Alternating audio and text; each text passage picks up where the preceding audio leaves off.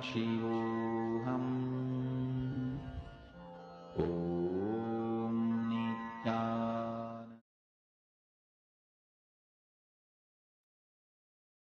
Yes, Nithyananda to all the participants. Sorry for the interruption during the Nithyananda Yoga. So, with that preparation, beautiful preparation, all of us did for the Nithyananda Yoga, let us now start the first set of sequence, which is Sukhasana. Now sit in a comfortable cross-leg position. Put your head, neck, and spine in a straight line. Bring the index and thumbs together and place them on top of the respective knees in the Bindu Mudra. As engage in the Mahamudra Bandha, where you suck the perineum in, pull the stomach in and up, tuck the chin to the chest. In the Mahamudra Bandha, visualize Paramashiva in your inner space. Repeat Soham in your throat center. Satsukhasanamityuktam ashaktastat. Now, bring the legs into Padmasana position. Bring the palms together and raise them above the head in the Anjali Mudra. Keep the elbows straight and engage in the Mahamudra Bandha. Visualize Mount Kailash in your inner space. Parvatasana.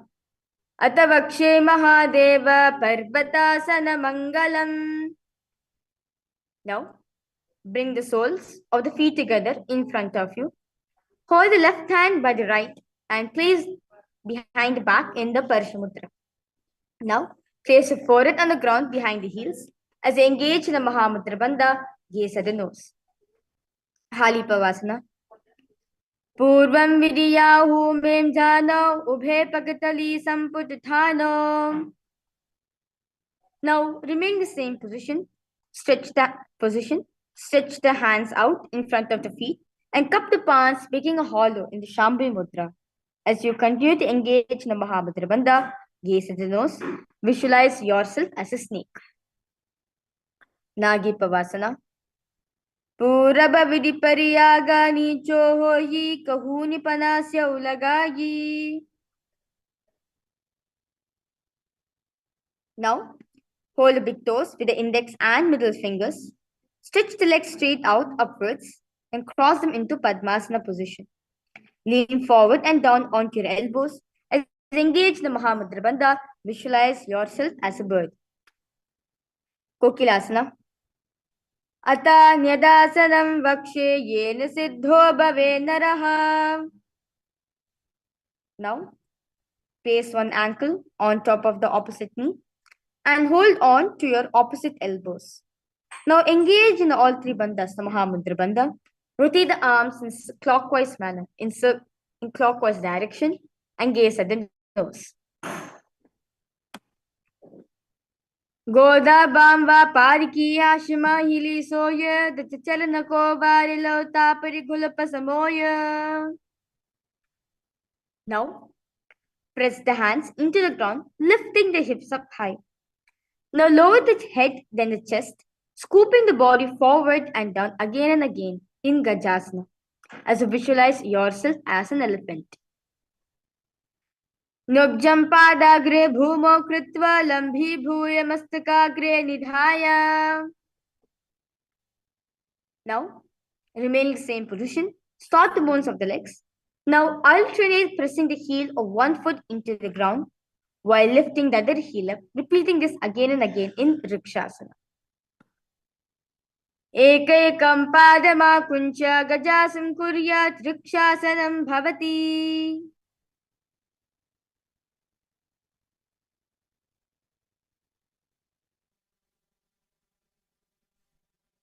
Now, stand tall on the tips of the big toes placed on the ground. Keep your head, neck, and spine straight line. Bring the index, middle, and ring finger to the heart center in the Hridaya Mudra in Vaishyasana. Keshena padayugalam bhadvatishted dhomukaha. Now, we'll be entering the first karana of the day, which is the Urdhvajana Karanam. Now, sit in Narmandi, where you stand with heels touching. Toes are facing outwards at 45 degrees angle and keep your knees bent. Now, raise both the hands at the chest level and elbows are parallel to the ground. Now, twist one knee towards the center then raising it up and back across the body to its original position. Simultaneously, as leg raises, follow the movement with the respective hand, raising it up and placing it across the body, and repeat this on the other side.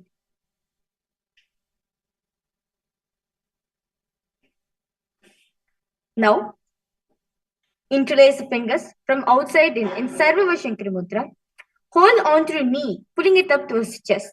As you keep your spine straight, engage in the Mahamudra Bandha, visualize yourself caressing a baby. Balalingasana. Ekam janursya lingyastatavyam balalinganam bhavati. Now take the raised foot behind you and pull it behind the buttocks and holding with both the hands in the Parashamudra. Now keep your head, neck and spine straight line. Engage in the Mahamudra Bandha. Visualize Swamiji in your inner space. Padapirnasana. Sthitvaikasmin padatale karabhyam veshtayetadam. With the respective hand, hold on to the sole of the foot from the inside and extend the opposite arm forward with index and thumb together. Simultaneously, kick and pull the foot back and up while leaning forward. Visualize Lord Nataraja in your inner space. Natarajasana.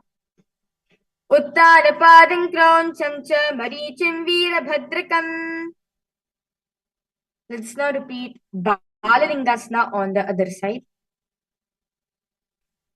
Ekam janursiya lingyastatavyam balalinganam bhavati.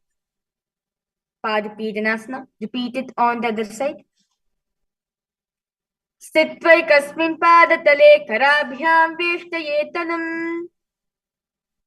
Let's now repeat Natirajasana on the other side. Uttarapadam krauncham cha marichim virabhadrakam. We will be entering into the next karana, which is the Adharechta karana. Now, sit in Narmali, where your heels are together, toes pointed out at 40 degrees angle and knees are bent. Now bring the right foot behind the other, with toes down and heels up. Now place the left hand at the chest and extend the right arm out wide like a pendulum and bring it back towards the chest. While the arm swings, move the fingers one by one inwards towards the palm and outwards. Now, place the right hand over the nose, uncross the ankles and repeat this on the other side.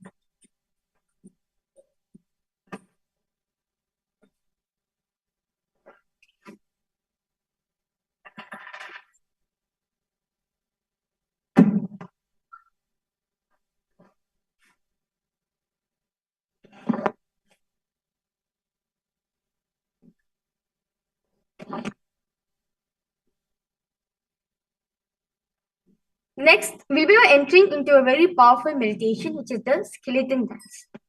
I request all participants now, stand straight, close your eyes, visualize yourself as a pure skeleton, where nothing else is done in your body, just pure skeleton, and shake your body as intensely as possible. Shake every single part in you as intensely as possible.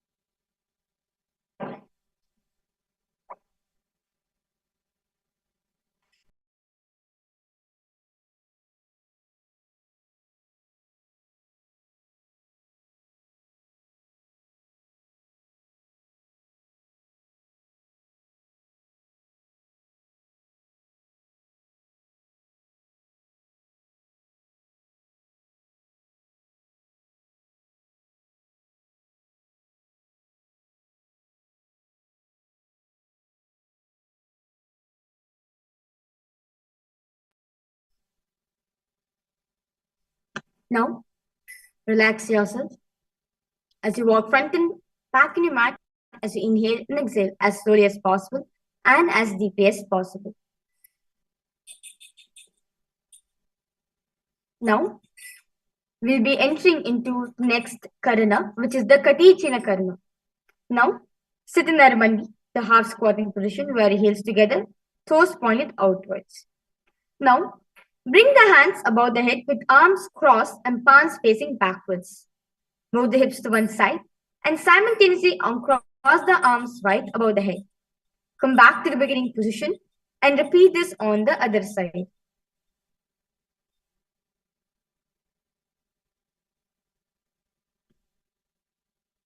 Now, stand tall on the tips of the toes.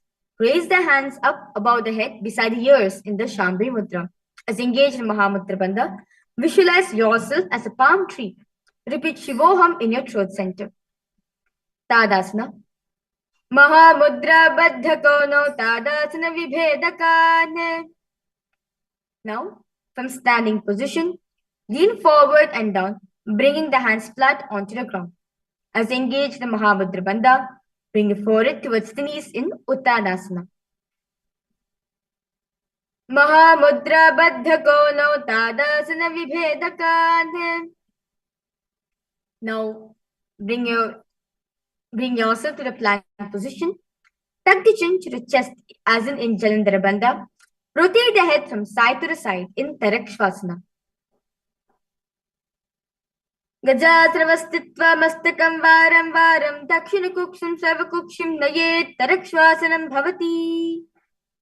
Now, lower the entire body to the ground onto your stomach and keep toes pointed backwards. Place the hands next to the chest. Raise the head up using the strength of the lower back muscles. Now open mouth wide. Inhale through the hollow of the throat and exhale through the nose in the Bhujangani Mudra as you visualize yourself as a cobra.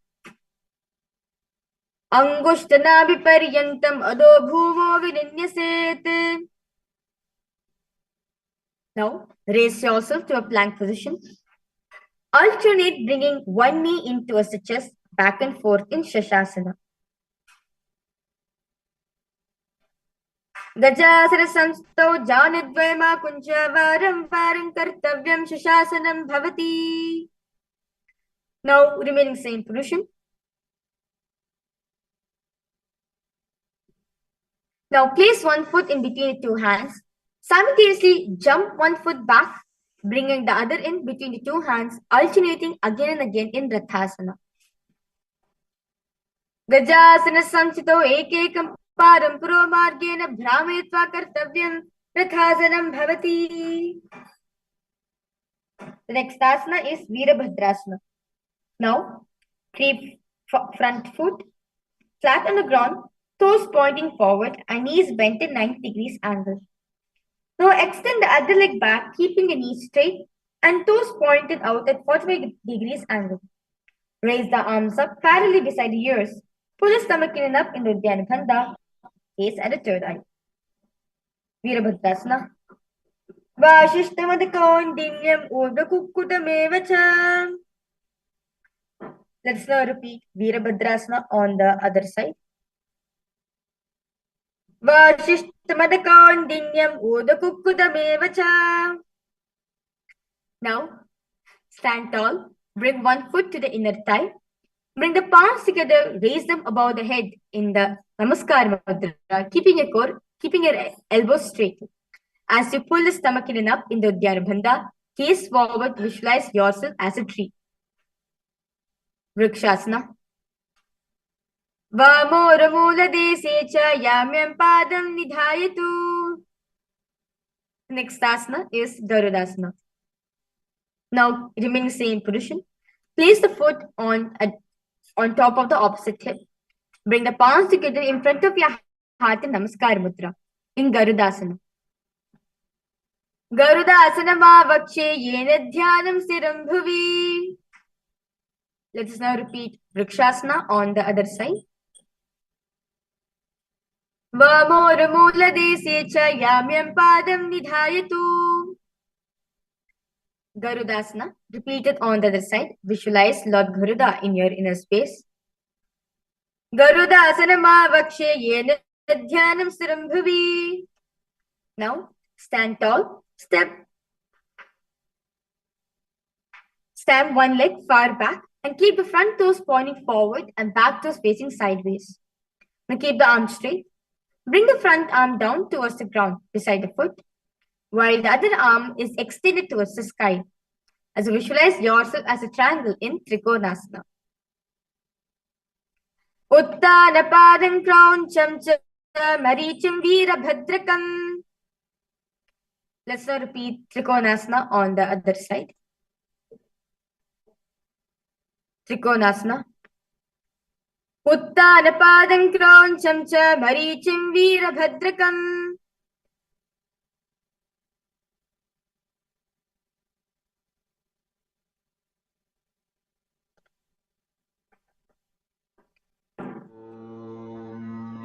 Nithyananda Paramashivoham Om Nithyananda Paramashivoham Om Nithyananda Paramashivoham Om Nithyananda Paramashivoham Om Nithyananda Paramashivoham Om Nithyananda Paramashivoham Om Nithyananda Paramashivoham. Mahamahavagya, spiritual lullaby for samadhi, and Suprabhatam, wake up call, wake up song for Paramashiva. This Mahamahavagya is spiritual lullaby for you to fall into samadhi. Suprabhatam, wake up song for Paramashiva to wake up in you. Just remember this one powerful cognition. This Mahamahavagya puts me in samadhi. This is spiritual lullaby for samadhi, and Suprabhatam, wake up song for Paramashiva in me, for Paramashiva to manifest. With this one spiritual powerful cognition, chant this Mahamahavagya.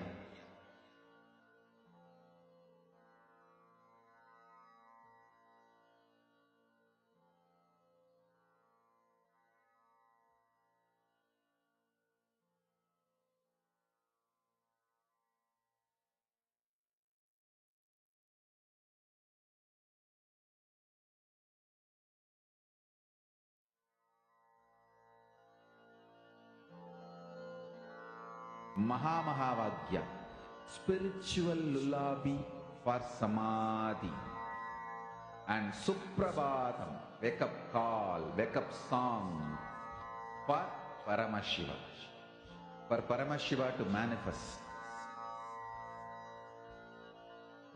With this one spiritual powerful cognition, chant this Mahamahavagya. Om Nithyananda Paramashivoham Om Nithyananda Paramashivoham Om Nithyananda Paramashivoham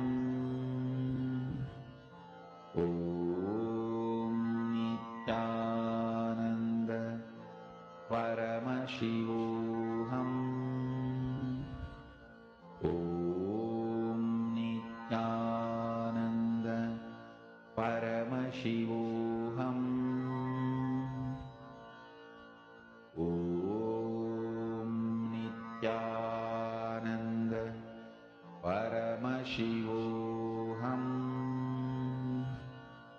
Om Nithyananda Paramashivoham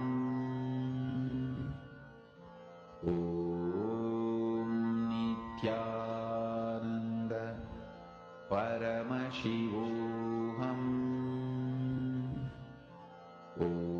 Om Nithyananda Paramashivoham Om Nithyananda Paramashivoham Om Nithyananda Paramashivoham Om Nithyananda Paramashivoham Om Nithyananda Paramashivoham Om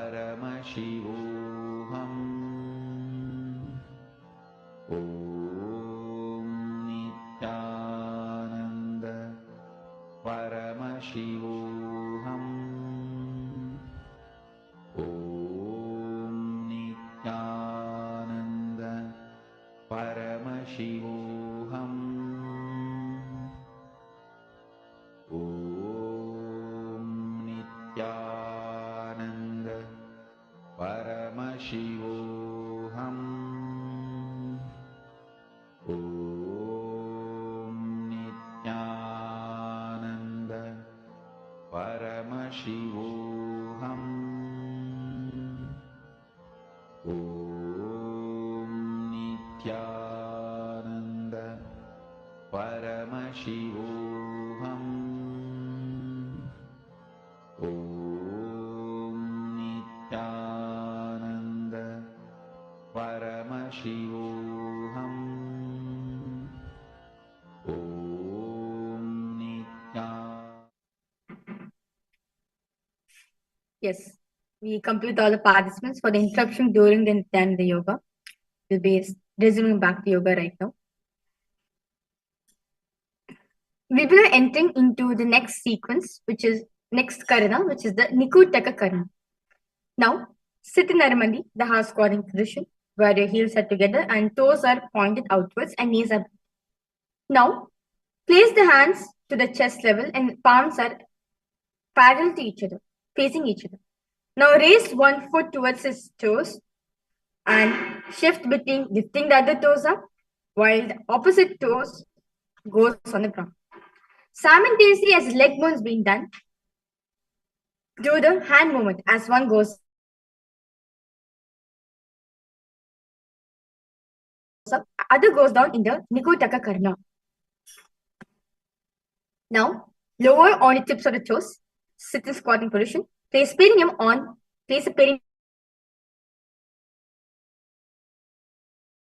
back of the Skara mudra. For the next set of asanas, we'll be engaged in your pranayama, which is the Brahmari Kumbhaka, where you inhale, bust like a bee, and you exhale. Angushtasana. Kabandasana vidyauhu gorakshasana mevacha. Now, remain in the same position. Extend one leg straight out, heels down and toes up. Keep the fingers down by the sides, palms facing forward in the Vara Mudra in Saurasana. Prasadekam padatalam samstapyatveka padakam. Now, remaining same position, with the respective hand, reach forward and hold onto the big toes with the index and middle finger. Keep the opposite hand and on the back of the heel in Viduranasana. Gulpastito padamekam prasarya tatpadagram sansprishet tatkarena. Let's now repeat Saurasana on the other side. Saurasana. Prasare ekam padatalam samstapya tveka padakam. Vidunasana on the other side. Gulpastito padamekam prasarya tatpadagram sansprishe tatkarena. The next asana is Brahmajanam Kushasana. Now, sit on your toes. Now, maintain a gap between the legs and back of the hands resting on your thighs. Slowly tilt the head down. Gaze through the gap between the palms in this asana. Brahmajanam Kushasana. Dovu parapani hoye vese, edi dovu gudani vese.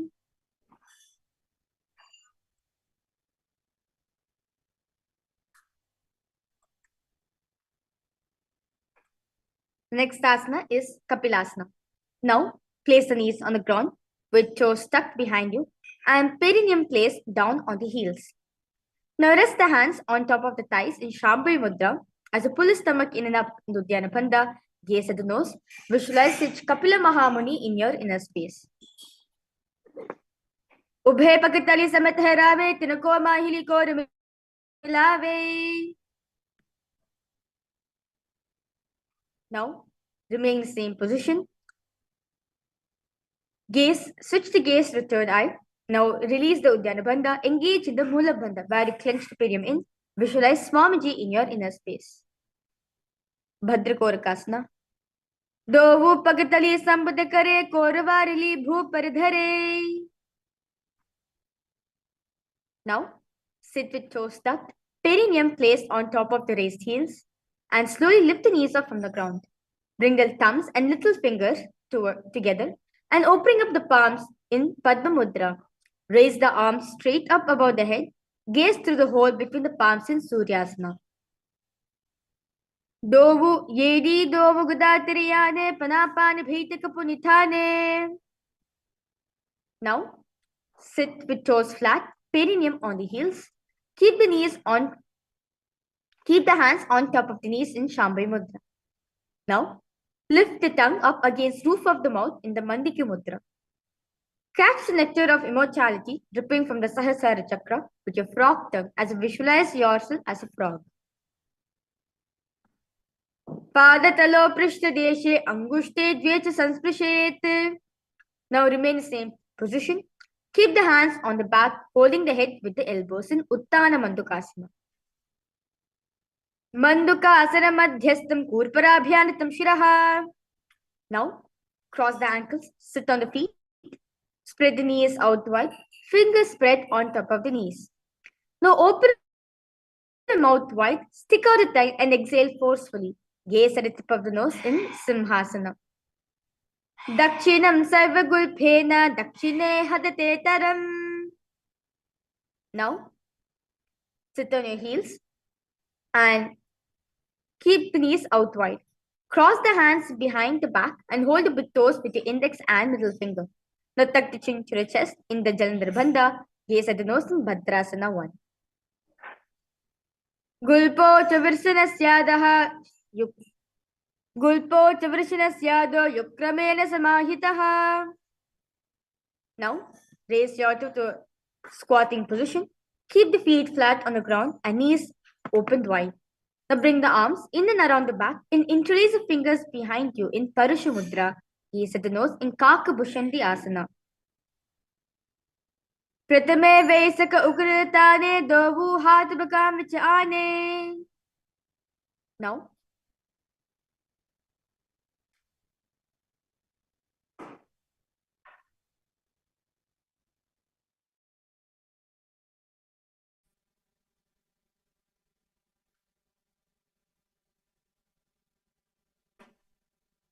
bring the knees on back of the arms towards your armpits. Lean the chin forward and down, gaze ahead. Slowly lift your legs up from the mat in Kani Pavasana. Asana Kaugana Ashi Dushita Hoyi Tu Achi Hohi. Next asana is Kapali Asana. Now place the hands on the ground, shoulders width apart. Bring top of the head on the ground, forming a triangle position with your hands and your feet. Bring the knees onto your elbows, hips over the shoulders. Straighten the legs up, gaze at the nose in Kapalayasana. शीश शीशा धरती टेकी पग दो वो मिलवा ऊंचा कुकरे. Relax yourself. Place your feet on the ground. Now, squat on toes with legs together. Twist the body and place both the hands to one side. Align the elbows with the knee and the hip. Now lean onto your arms and slowly lift your whole body up. Extend the legs to the side, gaze at the third eye in Paramashivoham. Mayuram dandavat kuryan mayuram dandanamakam. Let's now repeat Paramashivoham on the other side as visualize yourself as a peacock. Mayuram dandavat kuryan mayuram dandanamakam. Next asana is Bharganatasana. Now, bring yourself to a plank position. Now step one foot outside the rest of your shoulder, bringing the foot between the hands. Gaze at the third eye in this asana. Asana Kaugana Piti Jayi. Let's now repeat Bharganatasana on the other side.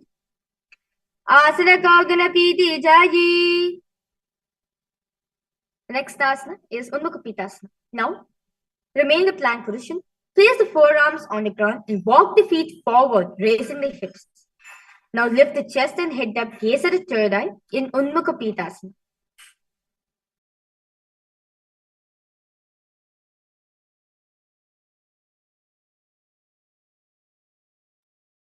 Bhonyastau janani hasto chadushpadamamadmukam. Now, rotate your whole body to one side and rotate your whole body onto one hand and raise the opposite hand up straight. Keeping the balancing hand directly beneath the shoulder, raise the hips, gaze towards the sky. Uda kukurava shishta marichi halamatsikam. Let's now repeat Vashishtasana on the other side. Uda kukurava shishta marichi halamatsikam.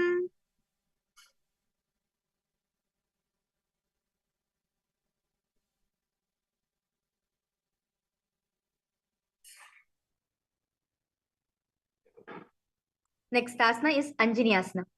Now, sit with legs stretched, toes pointing up. Bring the hands under the buttocks, palms facing up in Shambhavi Mudra. As you keep your spine straight, make sure your elbows are next to the body. Tuck the chin to the chest in the Jandar Bandha, gaze at the nose. Now remain same position. Lean forward and down. Chest on the thighs, head to the knees in Paschimottanasana as you hold the big toes with your index and middle finger. Janu pariralatantu paschimam tanamuchyate. Now raise yourself up. Now clasp the hands behind the head. Lean the chest forward and down, bringing the head to the knees. Engage in all three bandhas, the Mahamudra Bandha. Visualize Goddess Kali in your inner space. Sapa nipyandritam dritva jano parishironyaseth. Now, bring one heel to the groin, knee raised. Reach the arms in and around the raised knee and clasp the hands behind the back in the Shambhavi Mudra. Bring the chest to the thigh, head to the knees. Visualize Sage Marichi in your inner space. Marichi Asana. Uttana padam krauncham cha marichim veerabhadrakam. Now, let the raised heel be relaxed to the ground. Reach and hold to the foot, keeping the legs straight. Bring the chest forward and down. Engage the Mahamudra Bandha, gaze at the nose. Mahamudrasana. Dava pagaki yedi joye sivaniyani lagave soyi. Let's now repeat Marichiyasana on the other side. Marichiyasana. Uttana padam krauncham cha marichim veerabhadrakam. Mahamudrasana. Repeat it on the other side. Dava pagaki yedi joyi sivaniyani lagave soyi. Now raise yourself up. Now sit and bring soles of the feet together in front of you with heels close to the perineum.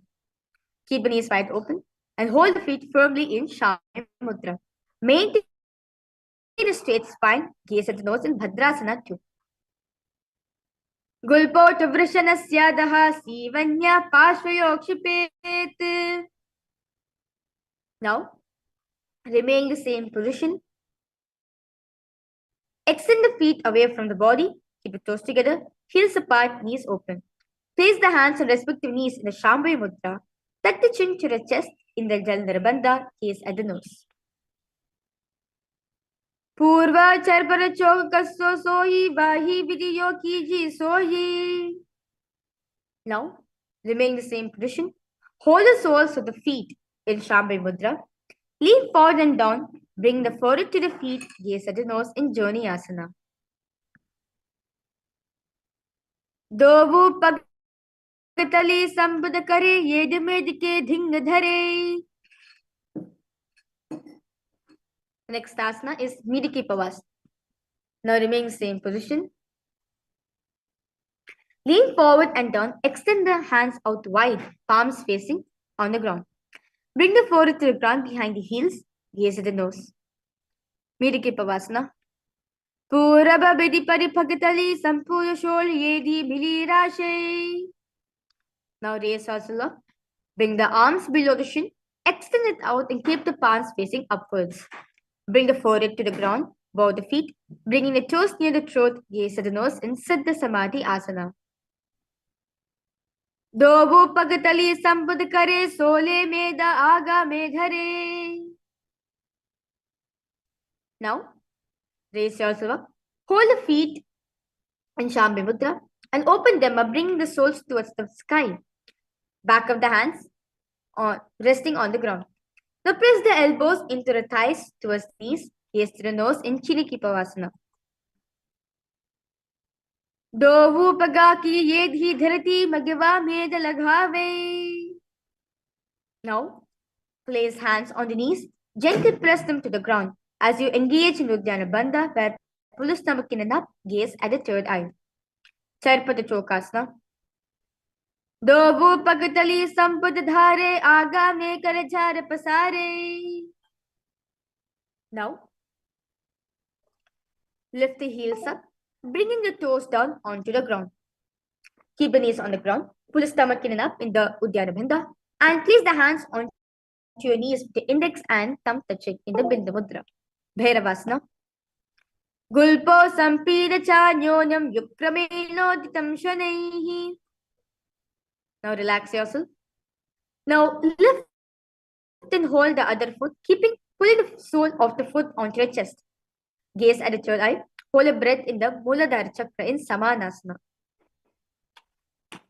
Samanasana Vakshe Siddha Mantrali Sadhanat. Now take the raised leg on top of the respective shoulder. Raise the other foot upwards and straight. Keep the hands onto the ground to the side. Gaze at the third eye in Apanasana. Kevalam Parame Kancha Skande Charopi Yatnataha.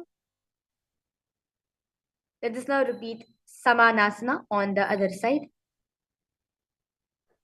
Samanasana Vakshe Siddha Mantradi Sadhanat.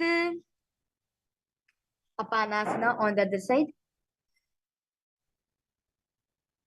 Kevalam Padame Kancha Skande Charopi Yatnataha.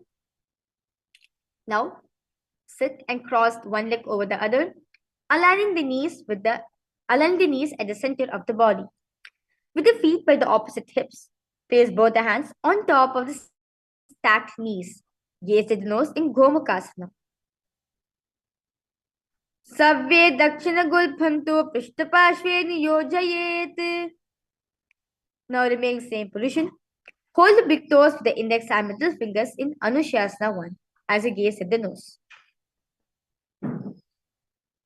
Dachina Godo Nicho Dane Vamumta Ke Upar Aane.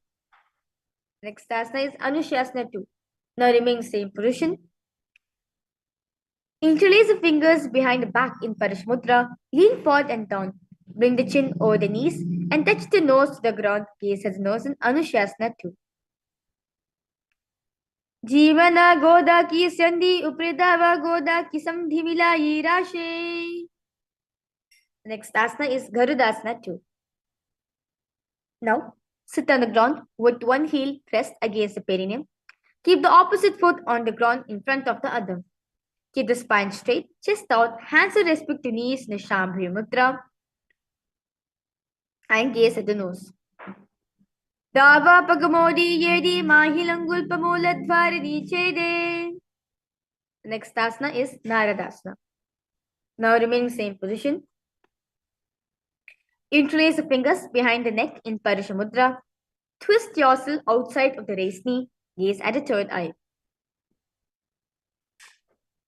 Pishtijavama Pagatali Keri Bhuprita Hilaga Veperi. Now place one foot on top of the opposite thigh and wrap the respective arm around the raised knee, holding onto the opposite shin. Now extend the opposite hand straight. Hold on to respective toe with the index and middle finger. Gaze at the nose in Matsyapitakasana. Vamena Vamangushtantu Grihitam Matsapitakam. Let's now repeat Gomakasana on the other side. Savve Dakshina Gulpantu Prishtapashve Niyojayet. Anushasana 1 on the other side. Dakshina Godo Nichotane Vavam Take Upara Ane. Anushasana 2 on the other side. Jivana Goda ki Sandhi Upridava Goda ki Samdhi Milayi Rashe.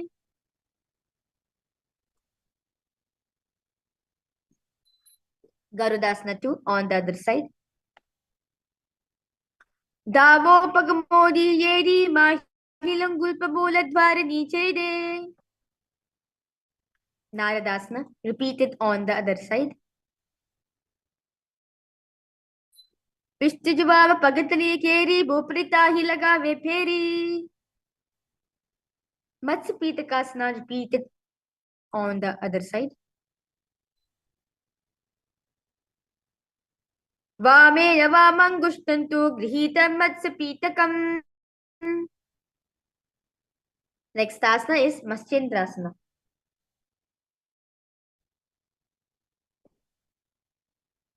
Now, place one foot on top of the opposite thigh. Place the opposite foot on the ground on far side of the opposite thigh. Now, twist the body. Bring the elbow outside of the raised knee. Keep the raised arm by the neck. Turn the head back. Gaze at the third eye. Matsyendrasana.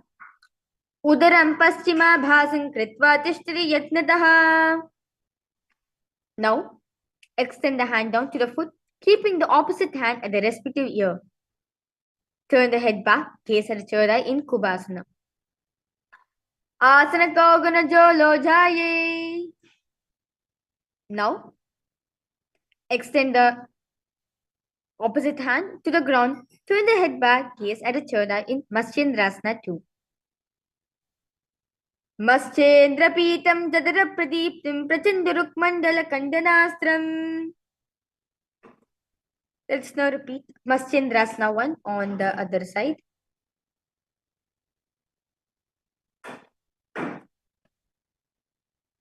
Udaram Paschima Bhasan Kritva Tishtri Yatnataha. Kubasana repeated on the other side. As you visualize yourself as a camel. Asana Kaugana Jolo Jaye. Maschendrasana 2 on the other side. Maschendra Pitam Jadara Pradiptim Prachandaruk Mandala Kandanastram. Now, sit and place feet on top of the opposite thighs. Place the palms on the respective knees in the Shambhavi Mudra. As engage the Mahamudra Bandha, gaze at the nose in Padmasana. Asanam Dvidam Proktam Padmam Vajrasanam Tatha. Next asana is Padmasana 2. Now, remain the legs in same position. Cross the arms and hold onto your toes with the index and middle fingers. Gaze at the nose. Uttanau charanau krutva uru samsto priyattatah. Next asana is Kukutasana. Now, sit and place feet on top of the opposite thigh. Place palms on the ground between the two thighs. Slowly lift the body up from the ground. Kukutasana. Padmasanam sasamstapya nano vorantare karau. Next asana is Bhadikeki asana. Now relax yourself. Now rise up onto your knees. Place the palms on the ground. Fingers pointing towards the perineum. Keep the elbows together. Press it against the navel. Lean forward. Find a balance. Slowly extend knees up from the mat. The Ramavashtabhya Karadvaya Kupari Sthapitina Vipashasvaha. Now remain same position. Extend legs straight behind you and balance yourself in Mayurasana. Uttamam. Now relax yourself. Lay down on your stomach with the feet pointing outwards and forehead on the mat. Interlace fingers behind the neck in Parashamudra in Makarasana. Adyashishete hridam nidaya bhumau ch padau ch prasaryamanau. Now, lay down on your stomach. Place hands onto ground beside your chest. Raise the legs up. Bring your thighs off, lifting your thighs off from the ground in Shalabhasana.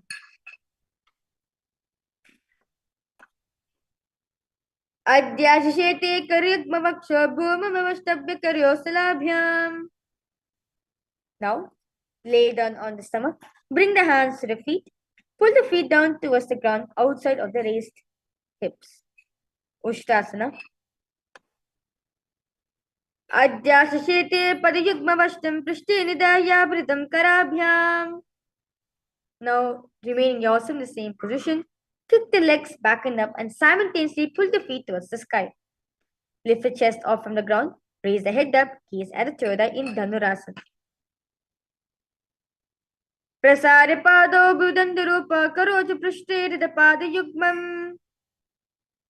Now, sit on both the knees with the head, neck and spine straight line. Place palms down on top of the knees. Gaze at the third eye in Bhagasana. उलटा मोदी पावरो वैसे बहुरो जिद करे एक वैसे.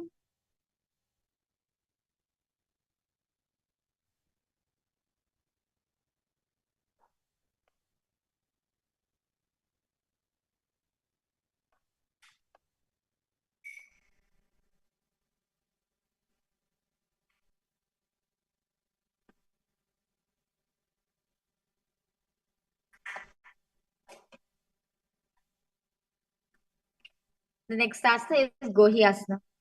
Now, from knees, place forearms on the ground. Fingers interlock and all elbows, shoulders width apart. Place top of the head on the ground. Hold back of the head with your hands. Now slowly walk your toes forward until hips align with your shoulders. Slowly lift the feet up, keeping the knees bent together against the chest. In Gohi asana. दो हाथा की कुहुनी जोई प्रह कलाई जाने धोई. Now, remain same position. Extend the feet up in Sirsasana. Viparitam mandalam shadvideva viditam hinaha. Now, relax yourself. Sit with hands behind the calves. Stretch the legs up. Bring the forehead to the knees and come to a vertical position with your legs. Podhyasana. Dovu hadva baira ane goda tere kakasi thane. Now remain same position. Bring the hands behind, holding onto the opposite shoulders. Bring the chest upright, legs straight, toes pointed. Hold a breath and gaze at the third eye in Bharigasana. Uttanam shainan kritva pado militva prasarya.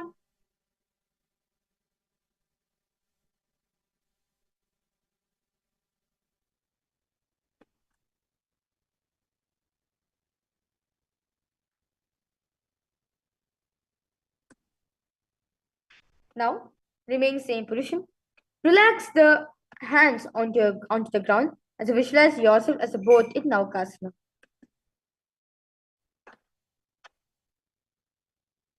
उत्तानं शयनं कूर्पराभ्यां भूमिमौष्टभ्य हस्तो नितम्बं निधाय. Now, pull the feet up towards the chest. Keep the spine straight, gaze at nose in Rudrasana. Pagatali sampatikari hatasya pagochayi. Now, lay down with feet flat onto the ground. Place the palms down and fingers just touching back of the heels. Lift the hips up high, pressing the feet into the ground. Chin tucks to the chest, gaze to the nose in Unmukha Pitasana 2. ऊर्ध्वे कृत्वा शयीध्वमुखं तथा. Now, lay down on your back with palms facing upwards. Completely uncrunch yourself from any micro movements of the body in your space.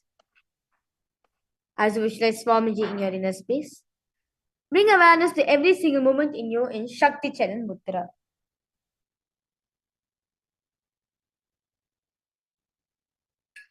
उत्तानं शववद्भूमौ शयनं तु शवासनं शवासनं शान्तिहरं चित्तविश्रान्तिकारकम्.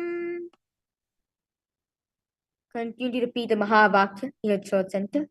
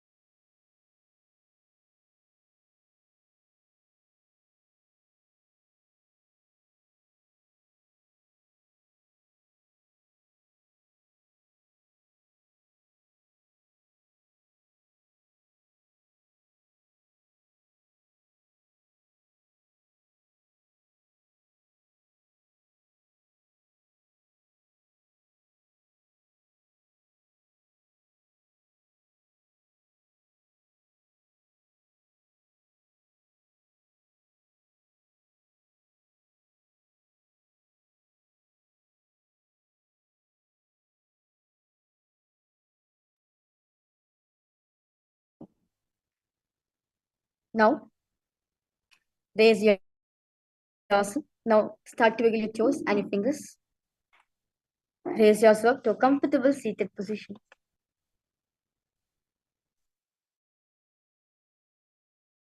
Congratulations for all participants. We have finished the Prithva Vinyasa Krama, which is the 108th set of series.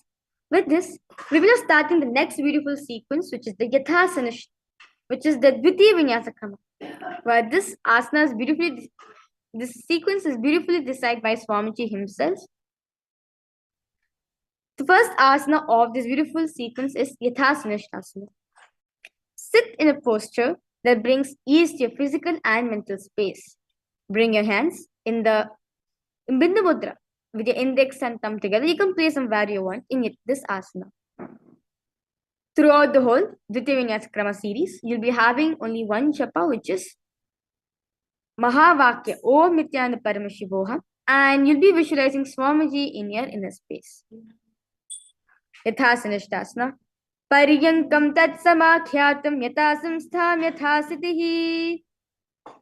Now, sit cross-legged, hands on respective knees with the index and thumb touching in the Bindu Mudra in Samasana. Idaning garbhininam yogabhyasau yatha laghu. Now, place the left foot against the genital region. Place the right foot on top of the left. Hands facing downwards on top of the knees. Engage at the nose in Muktasana. Nipidya sivanim sukshmam dakshinetara gulpataha. Now, maintain same position as Muktasana. Switch the gaze to the third eye.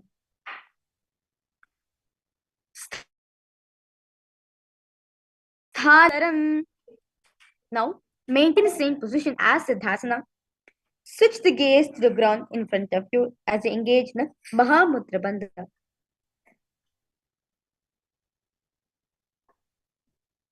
Vamapadiki yedi jano sivari bharita sakotano. Next asana is Rudrasana 2. Now, keep the legs in the same position as Siddhyasana. Rotate the hands on top of the knees in the Bindu Mudra with your thumbs and index touching and gaze at the third eye.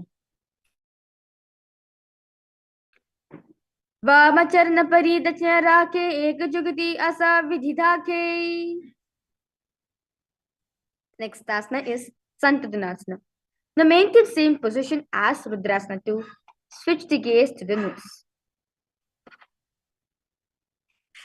Asana kaugana maniki chanchala thamita. Now, keep the legs in the same. Now maintain one heel on top of the other. Bring the hands to the navel, cupping one palm over the other, resembling the lotus flower in Samkvata Mudra. Rijukaya samasinaha siddhasana mudhiratam. Now, keep the legs in the same position. Little fingers beneath the bottom lip, ring fingers above the upper lip, middle fingers closing the nostrils, index over the eyes, and thumb closing the ears in the Shanmukhi Mudra in Bandhayoni Asana. Yatra Madhye Mahadeva Bandhayonyasane Shrinav. The next asana is Virasana. Now, remain in the same position. Hands in Bindu Mudra with the thumbs and index touching. Place them on top of the knees in Virasana. Ekam padhamathe kasmin vinyasroni samsitaha. Now,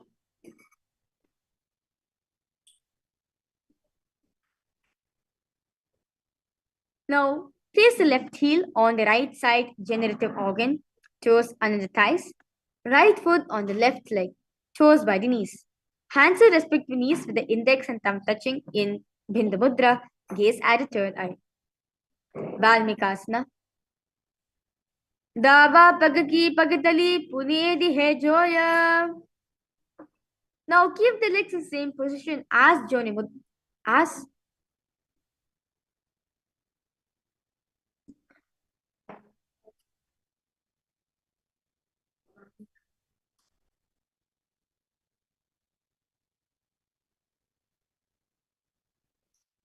Now keep the legs in the same position in Valmikasana. Switch the gaze to the nose and visualize the Yoni Mandala in your inner space. Joni Mudrasana. Bhavapadiki Pagathali Jahi Mahili Kori. Now keep his feet and the hands in the same position as Joni Mudrasana. Switch the gaze to the third eye in Yoni Asana. Yonyasanam Parvatena Yogam Yogapale Nilam. Now sit, bring soles to feet together. Hold both the hands in front of you. Bring the knees down towards the floor. Gaze at the nose in Bhadrasana 3. Gulpo Tuvirsanasya Sivanya Pashvayokshipet.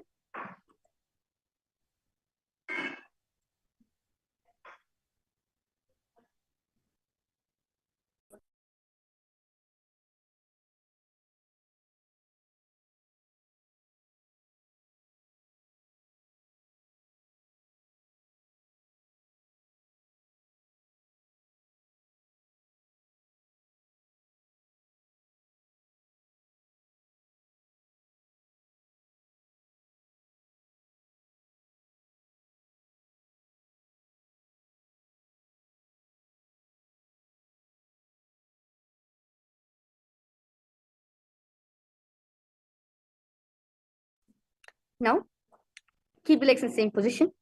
Press your tongue against roof of the mouth in the Kechiri Mudra as you gaze at the third eye. Now, please hand cover your mouth. Close the left nostril with the index finger. Inhale through right nostrils. Hold the breath.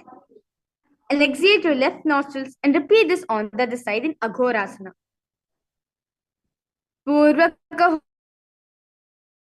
ho Bishtika Johi Vahi Vidiyo Ki Je Soyi. Now, bring the feet together in front of. Now, keep the feet together. Place the elbows on the heels. Rest the chin on the palms in Kaneri Pavasana. As you gaze the nose, engage in the Udhyana Bandha, where you suck the stomach in and up. Kaneri Pavasana. Gavali Pavasana Kashyo Hai Jaise Yaho Mein Jane Vidite Se.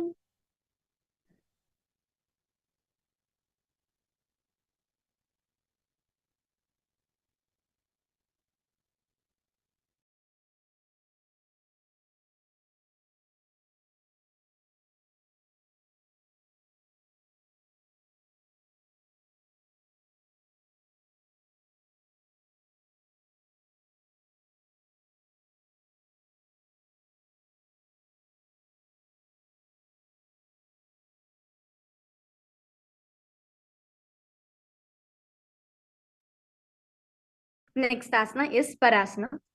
Now, sit with knee raised, arms between the thighs and the calves. Interlace the fingers in the Parsha Mudra. Slowly lift the feet up from the mat, gaze at the nose. Parasana.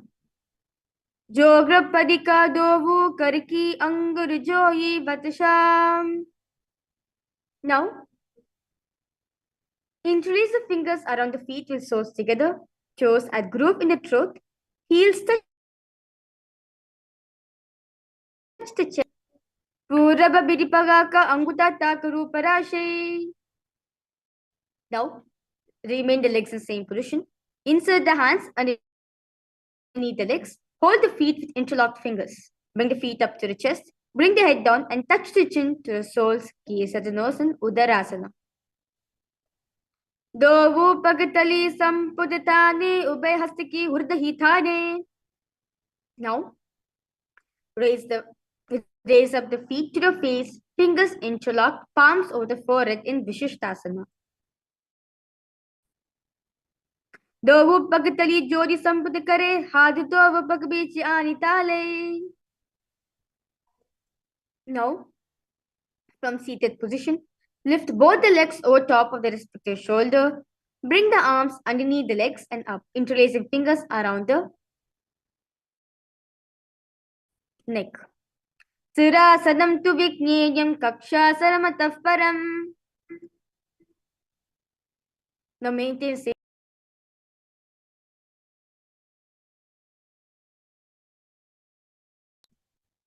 Now maintain a seated posture. Bring the elbows under the knees and wrap the arms around the back. Palms clasped behind you in Shambhi Mudra, gaze at the nose. In Kalyanasana.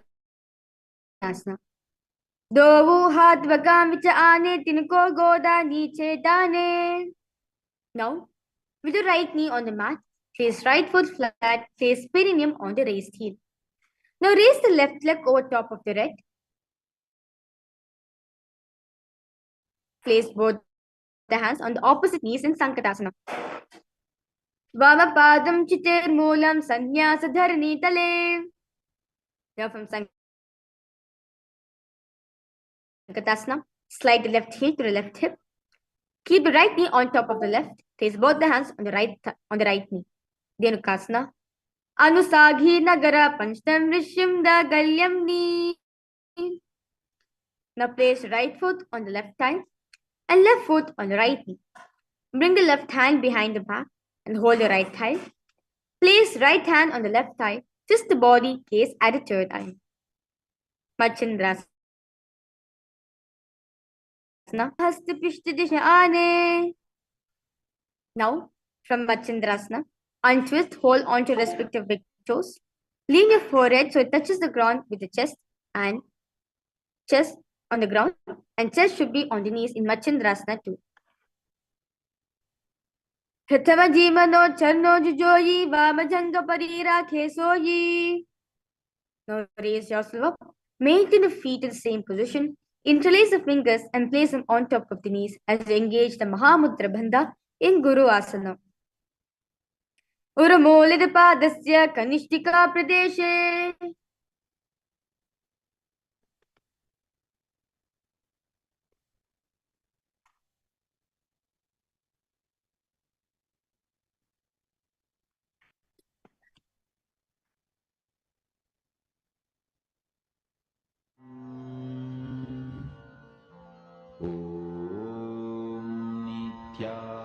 Nithyananda Paramashivoham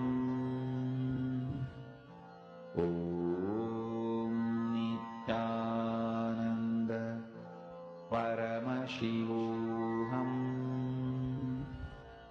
Om Nithyananda Paramashivoham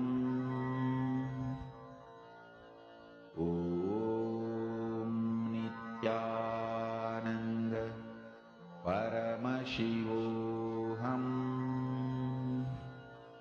Om Nithyananda Paramashivoham Om Nithyananda Paramashivoham Om Nithyananda Paramashivoham Om Nithyananda Paramashivoham Om Nithyananda Paramashivoham Om Nithyananda Paramashivoham Om Nithyananda Paramashivoham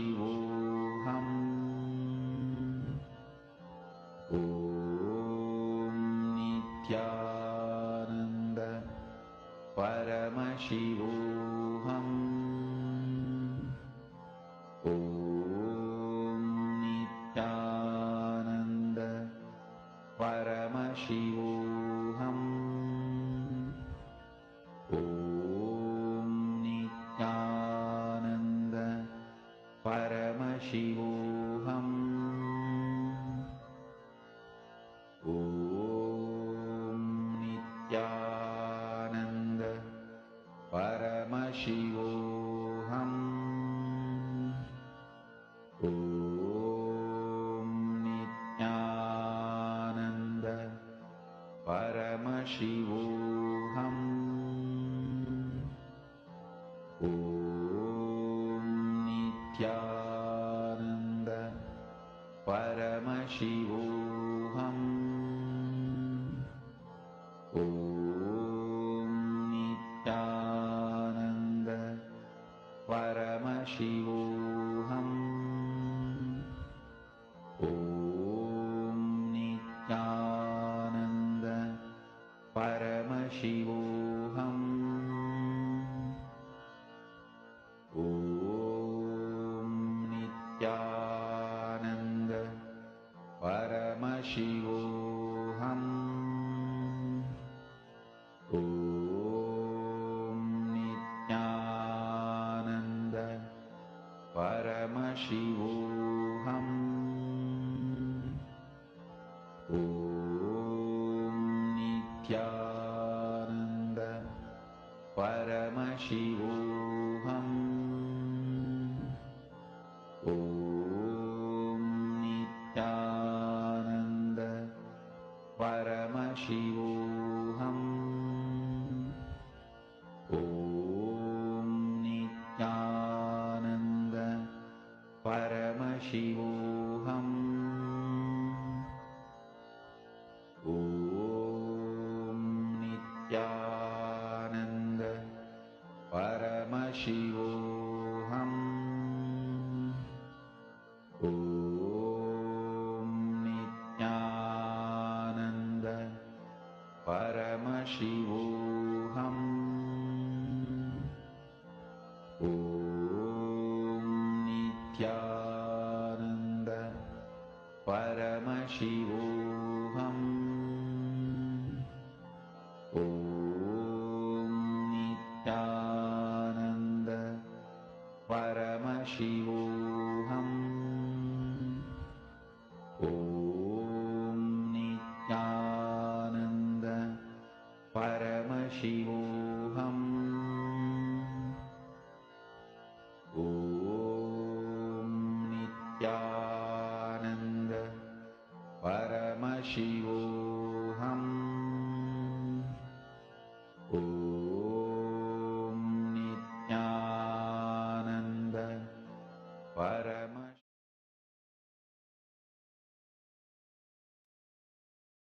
Yes. Nithyanandam, to all participants, we complete all of you for a technical glitch. We'll be resuming back to yoga right now. Let's now repeat the Sankatasana on the other side. Sankatasana. Vavapadam chitirmolam sanyasa tale. Dhenukasana. Repeat it on the other side as you visualize a cow in your inner space. Anusagi nagara panchtam vishyanda galyamni. Machandrasana on the other side. Vamajhanga paridashritane vamahasta pishtidishane. Machandrasana 2 on the other side. Prathama jibano charno jujohi vamajhanga parirake soyi. Guru asana repeated on the other side. Uramuled padasya kanishtika padeshe. Now, sit and raise the knees against your chest and hands holding on to the opposite knees. Keep the thighs together, spine straight.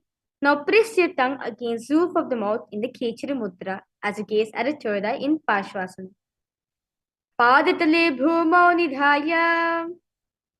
Now, remain in the same position. Wrap the arms around the legs and hold the opposite wrist. Place the chin onto the knees and gaze at the nose in Bodhishokasana. Dovu pagatali bhuparidare kormahile se kare. Now, from seated position, place feet flat on the mat. Place palms under the knees and hold on to the opposite elbows. Gaze at the nose in Kurakatasana. Dovu hath bagabarilya goda niche le taharave. Now, maintain the same hold beneath the knees. Bring the right foot over the left, so heel crosses. And toes pointed up, gaze at the nasal in Sumati Asana. Mooladvari dharti paritane dhava pagaparidachapadaane. Now, slowly extend the feet out straight in front of you arms raised straight above the head. Interlace the fingers, wrist pointed outwards, engage in all three bandhas. The Mahamudra bandha, gaze at the nose in Dandasana. Idaning garbhininaam yogabhyasau yatha laghu. Now, remaining same position, chest forward and down, head to the knees. Hold the big toes with the index and middle fingers in Arambhasana.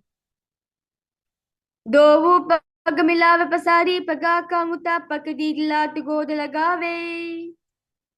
Now, sit with legs straight, extend knees slightly up. Maintain one hand distance between the heels. Bring the shoulders down, hands wrapped around the legs, hold the soles of the feet, gaze at the third eye in Vidokasana.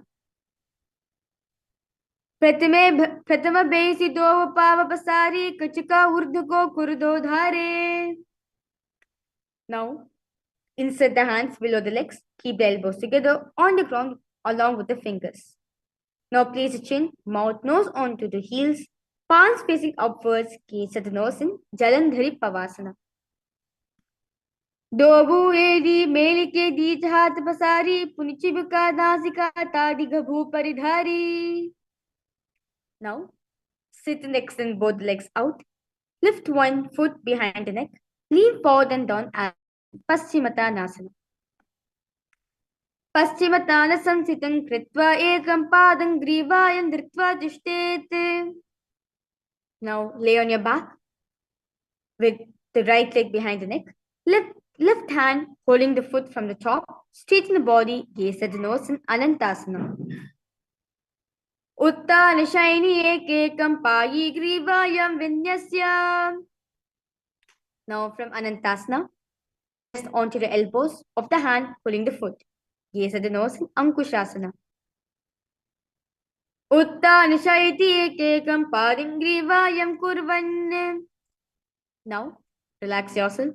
Bring the knees to the chest and circle the thighs and the calves with your arms in Shambhavi Mudra. Rotate your left and your right. Uttan shainam jalini hridevastamba janga saiturini. Now raise yourself up. Let's now repeat Urdhva Paschimottanasana on the other side.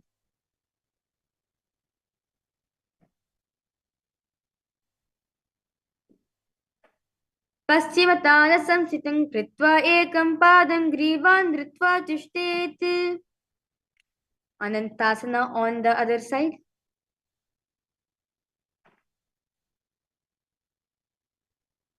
Uttan shaini ekekam payi grivayam vinyasya. Ankushasana repeated on the other side.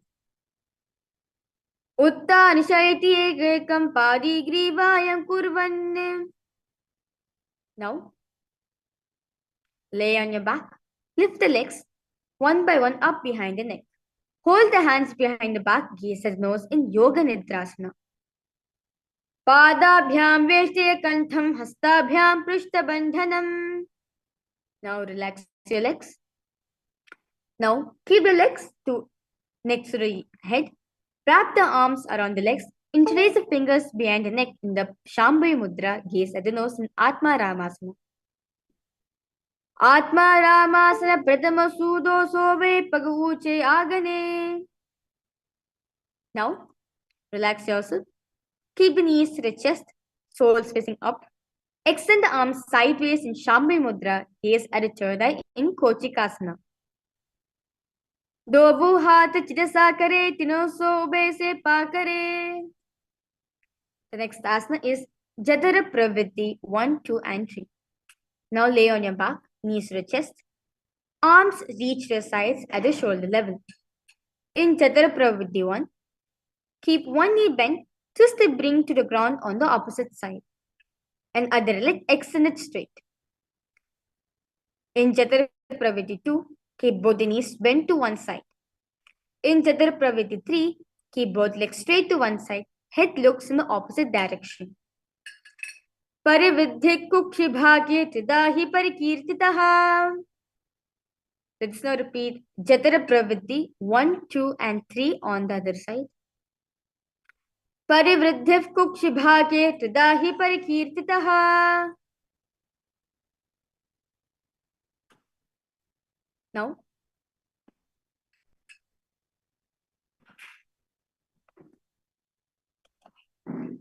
lay on your back. Bend the knees, place feet flat on the ground. Hold the ankles slowly. Lift the hips up, gaze at the nose in Dvipada Pitam. Pratikriyayitan Dvandva Pita Sarva Balapradam. Now, relax yourself. Bring the arms over the head. Place the hands flat on the mat with fingers pointing towards the feet. Slowly, lift the entire body off from the ground in Paryankasana. Uttanashayinam hastadalabhyam bhumim avashtabhya padatalabhyam. Relax yourself now. Slowly, bring the knees to the chest. Hands on the respective shoulders in Shambhavi Mudra. Move the hips in circular motion in Shvotanasana. Shavavat shariram stapya janini samnilya namo amniya.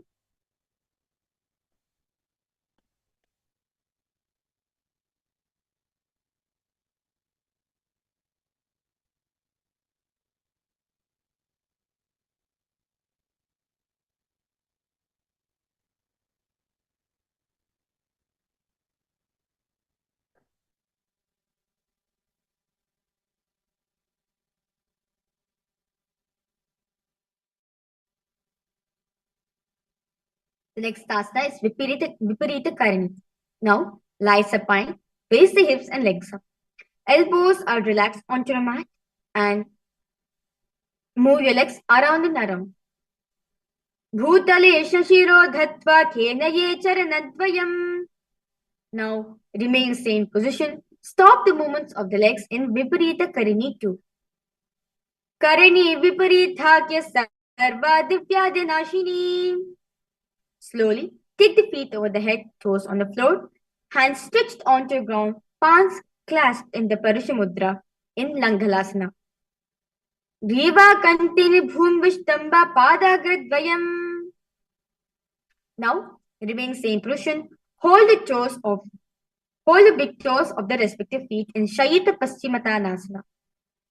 Tanam Shayita Kurvita Shayita Paschimottanakam. Now remain same position. Spread the toes out wide and hold the big toes with the index and middle fingers in Supta Konasana. Parividhit Kukshibhagir Tadahi Parikirtitaha. Now, keep the legs together. Hold the ankles. Keep the knees straight in Chakrasana. Shavasanasidau Padau Kuryan Mastakau Parau. Lay on your back. Keep the legs vertical. Hold the big toes with your index and middle fingers. Slowly open legs out wide in Supta Prasarita Padangushtasana. Uttana Padang Krauncham Cha Marichim Veerabhadrakam. Now, remain same position. Bring the legs together in front of you. Hold the big toes with the index and middle fingers in Supta Padangushtasana. Uttana Padang Krauncham Cha Marichim Veerabhadrakam. Now, move the legs into Padmasana position. Lay on your back. And hold the opposite elbows over the head, gaze at the nose in Matsyasana. Mukta Padmasanam Kritva Uttana Shainan Charet. Now remain same position. Place back side of the right hand onto your left palm, gaze at the nose in Parasharamasana. Prathamakare Padmasana Ache Sudho Sobe Bhupariphache. Now, while lying on your back, legs in Padmasana, slowly lift the hips and legs up, hands supporting the hips, elbows on the floor. Tuck the chin to the chest in the Jalandhara Bandha, gaze at the nose in Sarvangasana. Ata Vakshetra Sankshepat Sarvangasana Muttamam. Now, lay on your back. Place one foot on the opposite thigh. Lift the other knee towards the head. Now extend both arms straight. Hook the fingers forward. Gaze at the third eye in Vrishchikasana. Pratama Shaina Sudosi Shaki Saki Samdi Sudakhe. Let us now repeat Vrishchikasana on the other side. Pratamasaina Sudhosi Shikesiki Samdi Sudakhe. Now relax yourself, lie on your back. Interlace the fingers around the neck in the Parishamudra. Now lift both the feet off from the ground. Extend one leg straight and other knee to the chest. Alternate extending and raising knee again and again in Vrishabhadik Shepasana. Uttanam shining kritva anulombihi. Now relax yourself, lay on your back. Lift the legs one by one, touching the ears with the respective knees in Marottanasana. Shvotanasam si kritva janudvayam paryena karneyo sansprishet. Now, place the soles of the feet flat on the ground. Stand up, then sit back down in Vrikasana.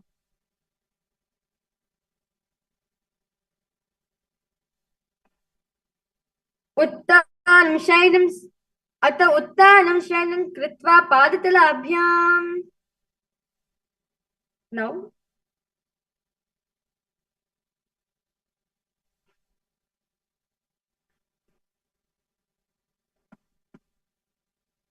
lay on your back.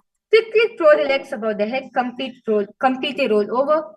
Finish in the prone position. Repeat this again and again in Luthasana. Uttanam shainam pado shriyango bhumo stapayitva. Now, lie on your belly with toes extended on the ground. Hands on the ground by the shoulders.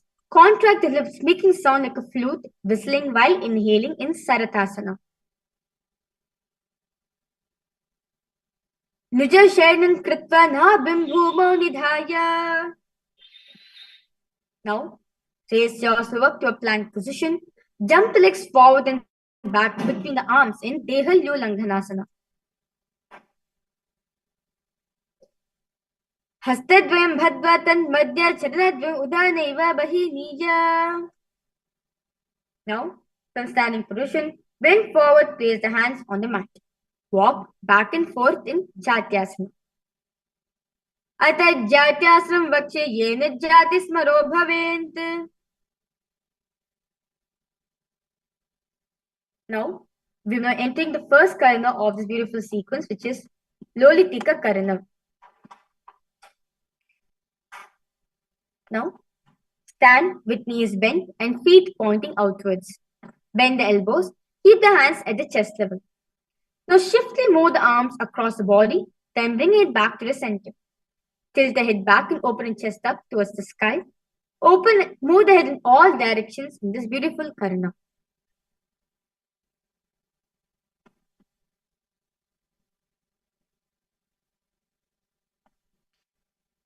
Now, relax yourself. Stand tall. Arms resting at the sides, hands touching the thighs in the Shambhi Mudra in Sarpasana.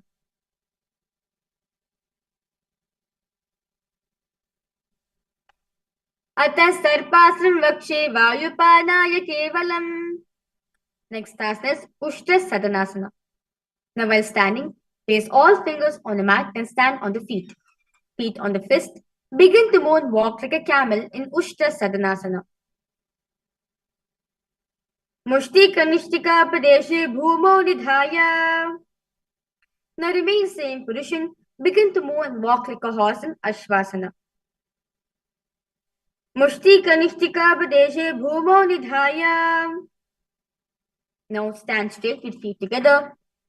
Interlace the fingers behind the back in the Parishamudra and pull them down towards the calves and open up your chest in Kapota Nikatasana.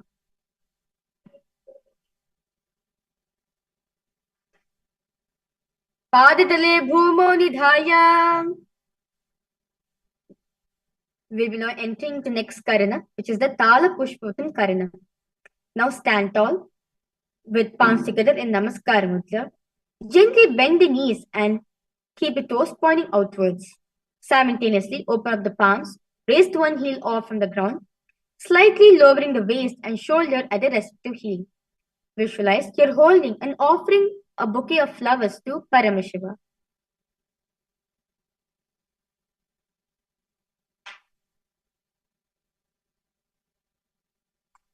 The next asana is Khadgasana. Now stand tall, bring the palms and forearms together, making forming the horn of a rhinoceros, and gaze at the nose in Khadgasana. Nijasatam kritva padalobhyu. Now, sit down all the way as low can you go to the ground, then stand up. Do this again and again in Uttanothanam. Punaf punaf utatavyam asitattvam iti Uttanothanam bhavati. Now stand straight, raise the arms over the head and jump repeatedly in Musalasana. Saralam sthita udam pahu nayet. Now, in standing position, pull the soles of one foot towards the belly. With the other leg, sit down and stand up. Alternate in both the sides in Uchishaka. Hastadvain ritva dishtet Uchishakam bhavati. Now, we will enter into next karana, which is the Parshvajanu karanam. Now stand, keep one leg slightly bent, and bend with the toes pointing to the side. Now, lift the opposite knee towards the chest, pointing toes downwards. Keep the arm pulling the knee close into a fist. Let the opposite hand placed on the thigh. Fingertips pointing towards the center of the body in this karana.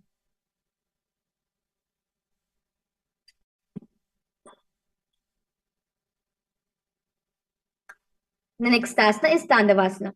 On one leg, lower the body to the mat, then stand straight, lifting the raised leg to the opposite thigh in Tandavasana.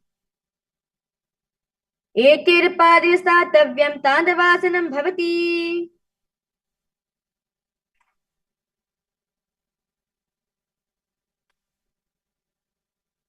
Now, place the left foot on the inner right thigh. Stand erect on the mat like a rod. Hands by the side in Brahmanasana.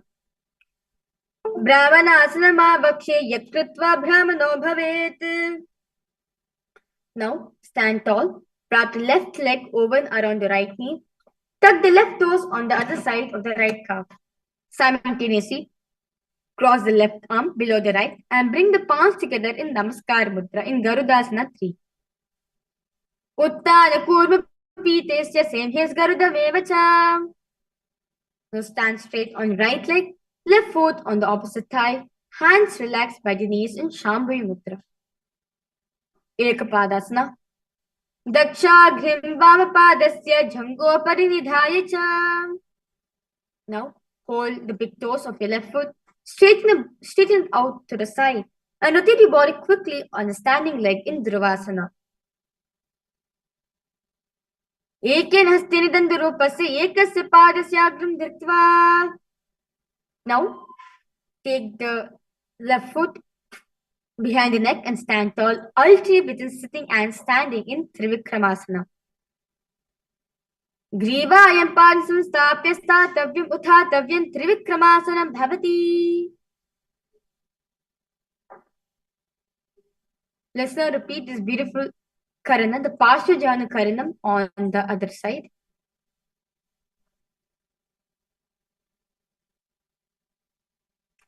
Let us now repeat Tandavasana on the other side. Tandavasana. Ekeda padina statavyam Tandavasanam bhavati. Brahmanasana. Repeated on the other side. Brahmanasana ma vakshe yakritva brahmano bhavet. Garudasana 3 on the other side. Visualize Lord Garuda in your inner space. Uttana kurma pitesya semhe garudamevacha. Next asana is Ekapadasana on the other side. Dakshagrim Vamapadasya Jhango Parinidhaya cha. Let's now repeat Dhruvasana on the other side. Eke hastini dandarupasya ekasya padasyagram dhritva. Now Trivikramasana repeated on the other side. Grivayam padasam stapya statavyam utatavyam Trivikramasanam bhavati. Now stand with feet close together, toes pointed slightly out. Keep both the hands to the sides of the body and relax yourself completely in this Samanaka Karana.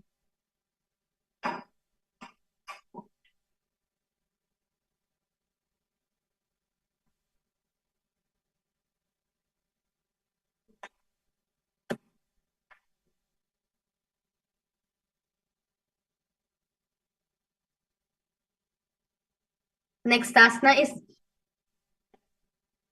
Gorak Anjali Asana. Now, sit in squatting position. Bring both the hands underneath the knees and make a finger lock. And let the finger lock touch the navel in Gorak Anjali Asana.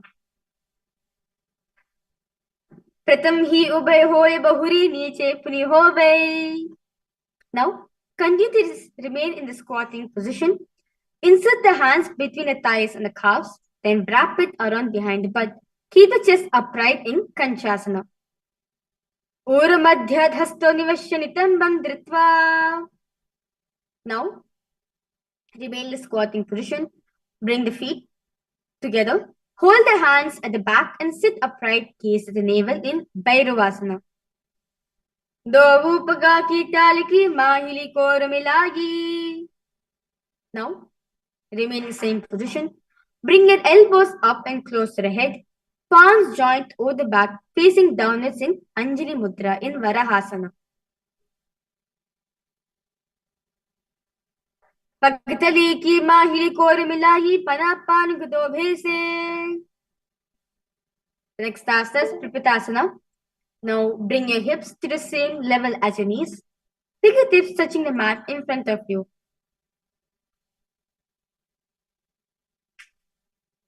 Ata Uttasana Nani Pashni Dvasim Milya Stitva. Now place hands on the mat with fingers wide. Place your knees on back of the arms. Eyes falling down. Slowly lift the legs up from the mat in Bhakasana. Hastabhyam Manivashtabhya Janadvam Nabo Sammilya. Now kneel down, head on the ground, palms spread for support, raise your body onto your head, move the legs into Padmasana position in Sushtanga Kapalayasana. Asana Kaugana Kapala Chohoyi. Now relax yourself. Sit down between the feet. Let the heel come outside of the hips. Hands are raised with the knees. Sit straight, gaze at the nose in Guptasana. Jano vorantare pado kritva pado cha gopayet.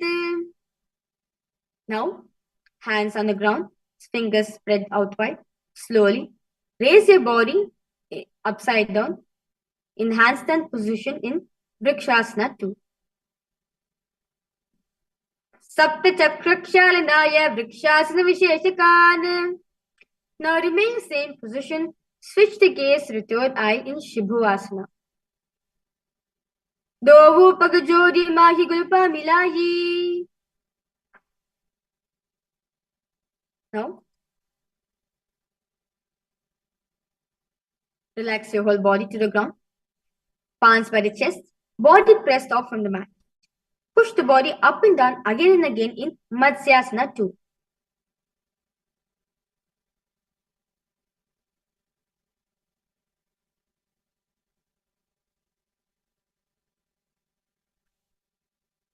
Nijam Shainam Kurpura Pashivagam Mudha Kritya. Now, lie on your belly, hands on the hips. Now lift your chest to your right and your left like a snake in Sarpasana 2. Nijam Shainam Kritva Hastanitambam Samstapya. Now, relax yourself. Bring the hands in front of you, holding the chin in Padmudra. Keep the legs straight, toes pointed together in Niralambanasana. Karabhyam pankajam kritva tishte kurparaya shuddhi. Now, place the hands flat on the mat in front of you. Straighten the arms and bend the knees, bringing the feet towards the upper back. Slowly, lift the head up and the chest in Chatrasana.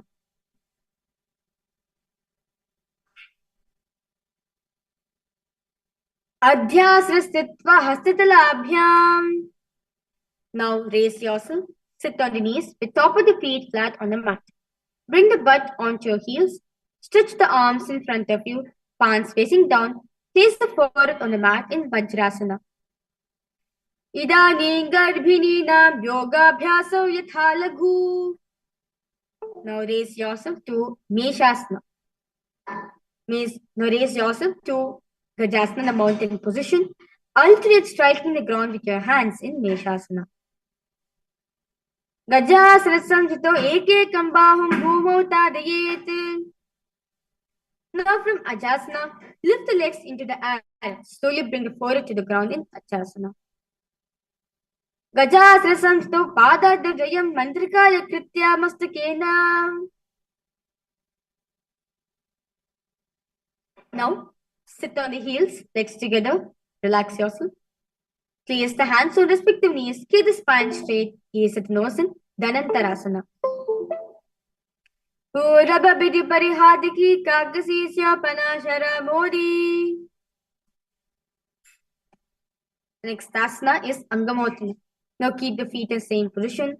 Interlace the fingers in front of you, stand behind you. Hastir anglir bhadva, hastir matya sarvangam nishkasagitva.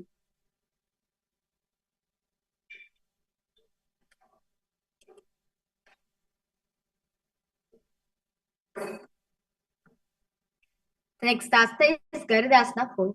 Sit on the heels in Vajrasana. Feet turn out to the side.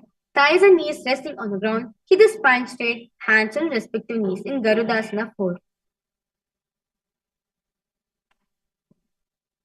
Jango rubhyandaram pitya sirkayo dijanunam. Now, sit with legs folded back, knees wide open, front of the buttocks on the ground, gaze at the third eye in Ananda Mandirasana. Adavakshe Viranatha Ananda Mandirasanam. Now, spread the knees out wide, sit on the ankles, hands under the knees, gaze at the nose in Mandukasana 2. Prishtam Sampirya Gulphabhyam Jambange Savalya Kritihi. Now, keep your toes tucked on the mat, heels up. Place perineum on the heels. Palms on the ground, fingers spread out wide. Base of the hands touching the knees. Base of the hands touching the toes. Gaze at the nose. Stick out the tongue and exhale in Narasimhasana. Dohu panapani hoye vese yedi minira goda nivese. Now, sit, raise yourself up, sit straight.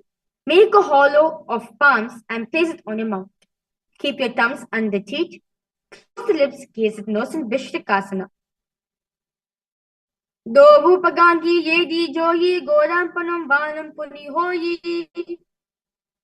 Now remain same position. Bringing your fingers to your armpits, imitate as if monkey is scratching. Gaze at the third eye in Makadasana.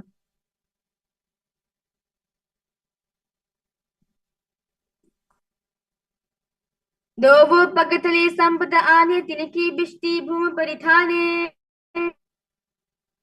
The next asana is Vajrasangarasana. Now remain same position. Slowly lift the knees off from the floor. Hold the elbows behind the back. Gaze at the nose.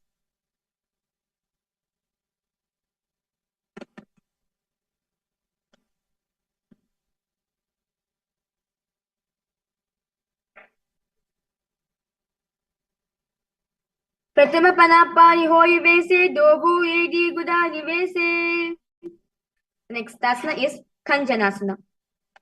Keep your toes down, ankles crossed behind you. Sit on the heels. Place palms onto mat your side. Kanjanasana mavakshe yakritva sustiro bhavet. Now, with toes flat, cross the feet, place perineum on back of the heels. Keep the knees wide open on the floor. Rest the hands on top of the knees in Purvasana. Gulpo chavrisanasya dho yukramena samahitau. Now, remain same position. Switch the gaze to the nose. Visualize the supreme pontiff of Hinduism in your inner space in Yogasana. Gudam niyamya gulphabhyam yukramena samahitaha. Now, raise yourself on your knees. Cross the ankles behind. Place the feet near the opposite knees. Hold the calves between the fingers inside and thumbs outside. Gaze at the third eye. In Vijogasana. Goda vamna ubay hoyi, goda adhara ke dhoyi. Now in kneeling position, Bend backwards, hold the ankles with your hands.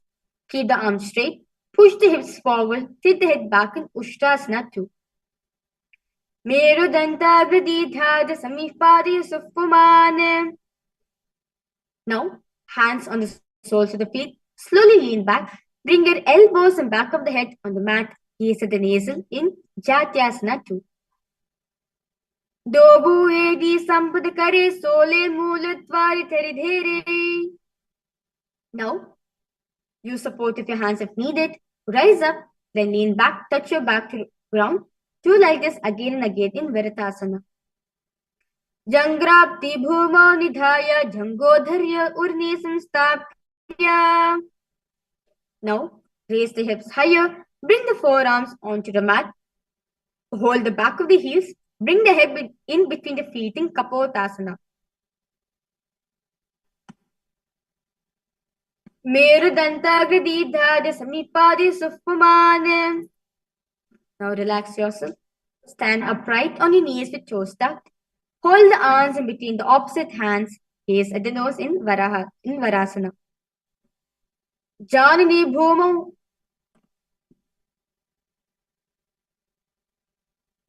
Janani bhumau samstapya hastabhyam bhu parasparam dritva.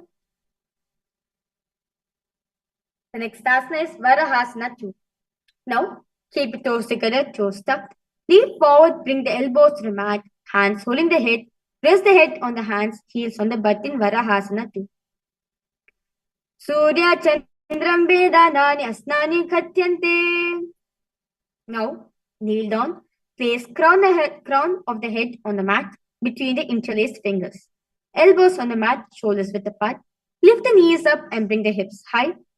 Raise the body upside down in Mundasana. Adho Mundasanam Vakshe Sarvesham Praninam Sukham. Relax yourself. Kneel down. Head between the knees. Elbows are adjacent to the knees. Hands holding the head. Inhale and exhale through your mouth in Andhasana. Pratama Pagatali Samatherave Korma Huli Ubhe Milave. Now, lie down on your belly.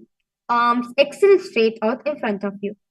Lift the thighs and arms and the chest off from the ground in Viparita Shalabhasana.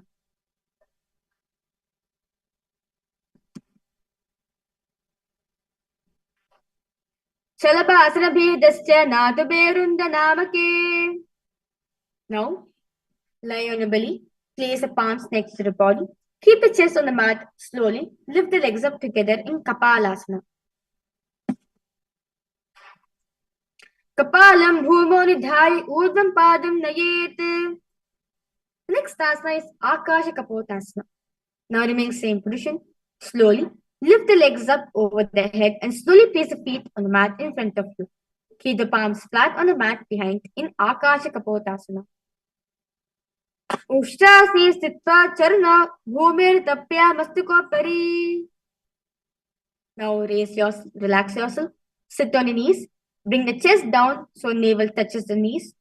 Keep the hands flat on the mat, forearms on the ground. Be sturdy in Chatakasana. Kur parapariyanta hasta dharamavastabhya januni.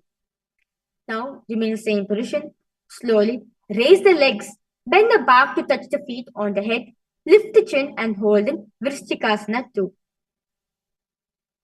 Vrishcheva puchcha parimanghripashni ditva shashire chibukam vidhayako. Relax yourself. Sit on the ground. Now place perineum down on the right heel. Keep the left foot outside of the hip. Ankle to the side. Place the hands on the mat. Visualize a bull in your inner space in Vrishasana. Yamagulpe padamule vamabhage padetaram. Now,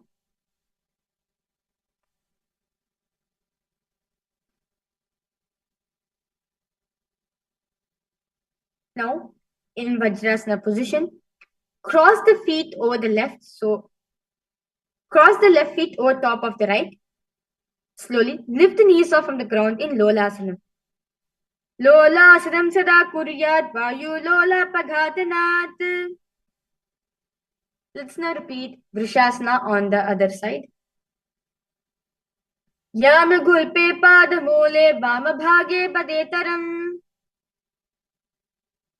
The next asana is Balagunasana.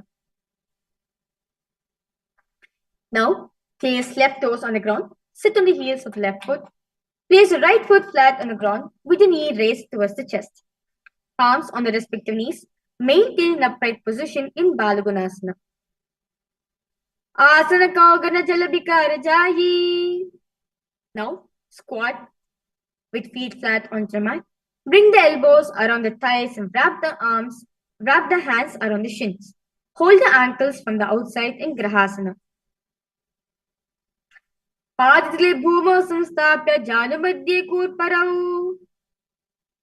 Now let's repeat Balagunasana on the other side.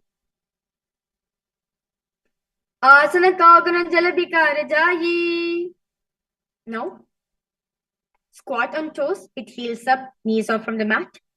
Place perineum on the heels and hands on the respective knees in the Vaishnavi Mudra. Keep the spine upright in Utkatasana. Yujaspijosti yata udvajano yatrasane padalo pari. Now remain same position. Spread the knees out wide in Vajrasangarasana as you hold the opposite elbows behind the back. Pratama panapani hoye jaise dobu edi guda nivese. Now, squat with feet hip width apart, hands under the soles of the feet. From inside, palms down. Arms straighten, elbows together at the navel, gaze at nose in Anilasana.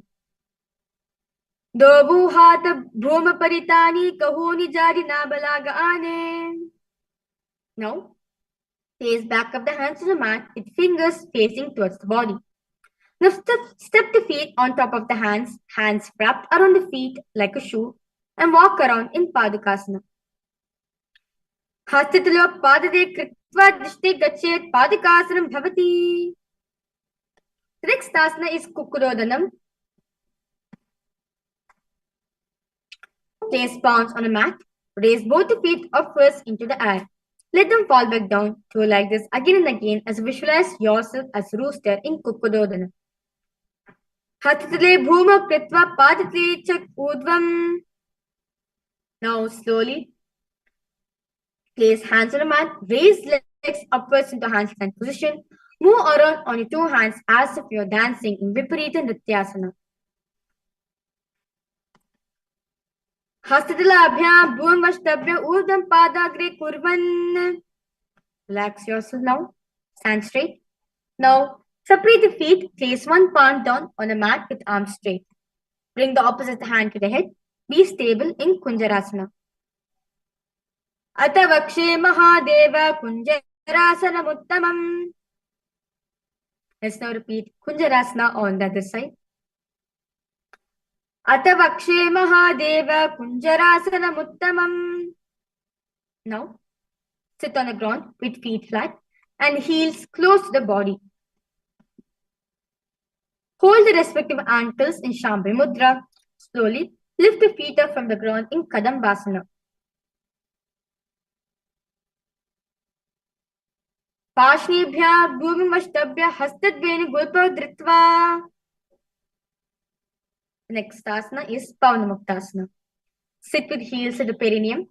Hold the knees with the hands and press them towards the chest.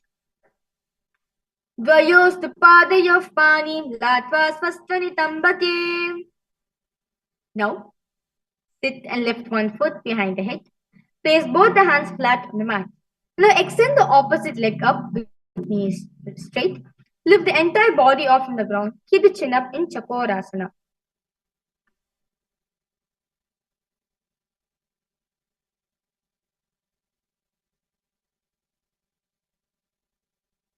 Purvatanam chadushpadapitam vajrasanam tatha.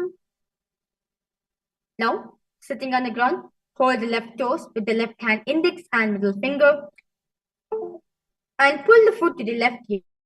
Now extend the right leg out. Keep the leg straight. Hold the big toes with the right hand. Visualize yourself as a bow in Dhanurasana 2. Padangushtodapanibhyam grihitva shravanavadhi. Now, lift the left leg over top of the left shoulder. Bring your right foot across and hook on top of the left foot. Lean forward and down while extending the leg out to the left. Slowly lift the head and the chest from the mat and balance. Vashishtamadakaudinyam udakukudamevacha. Now, place the right foot on the left thigh.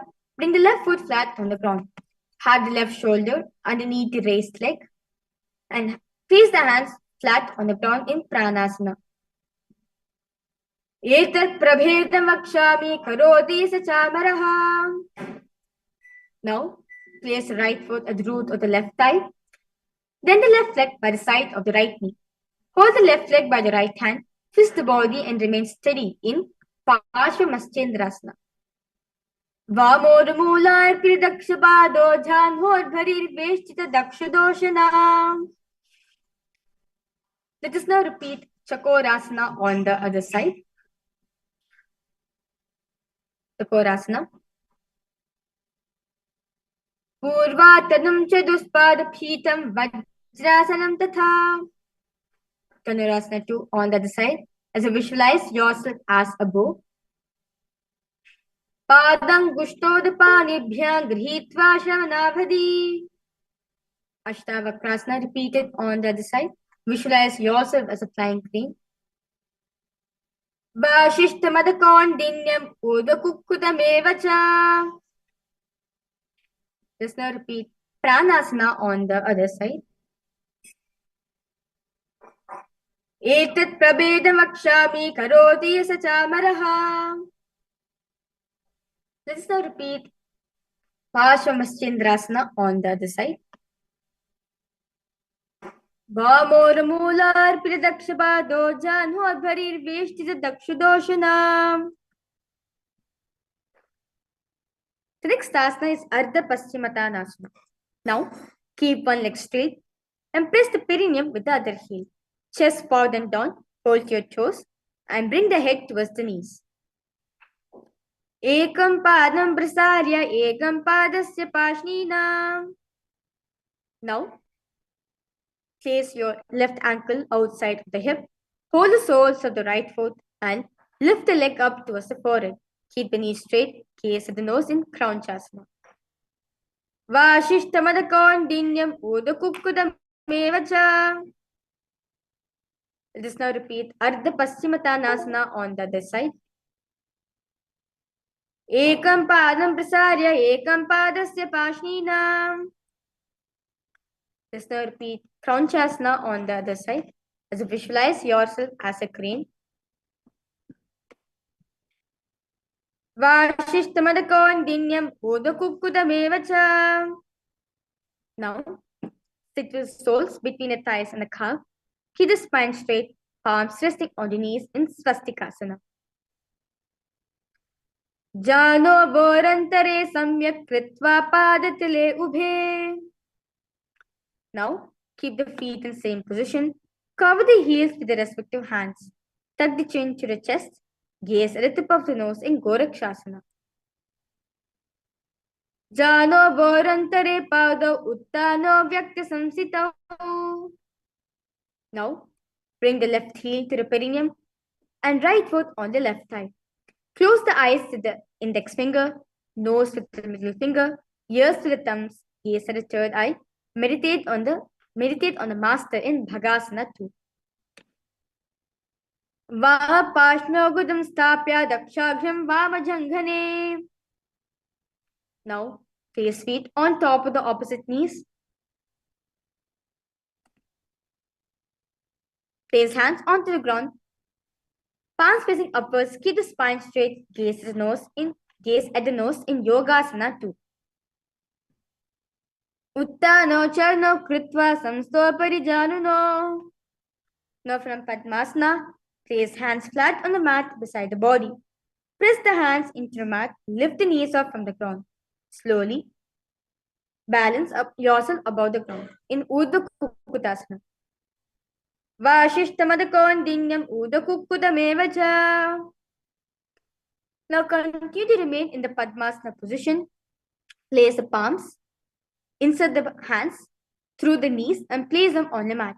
Do not lift the body up. Stay seated on the mat, gaze at the nose in Siddha Haritali Asana. Pratam Padmasane ko kare hast dovo goda samdidhere. Now, from Padmasana, place the hands on the ground. Lift the thighs up through shoulder, legs up from the mat. Stay above the mat, gaze at the nose in Hamsasana.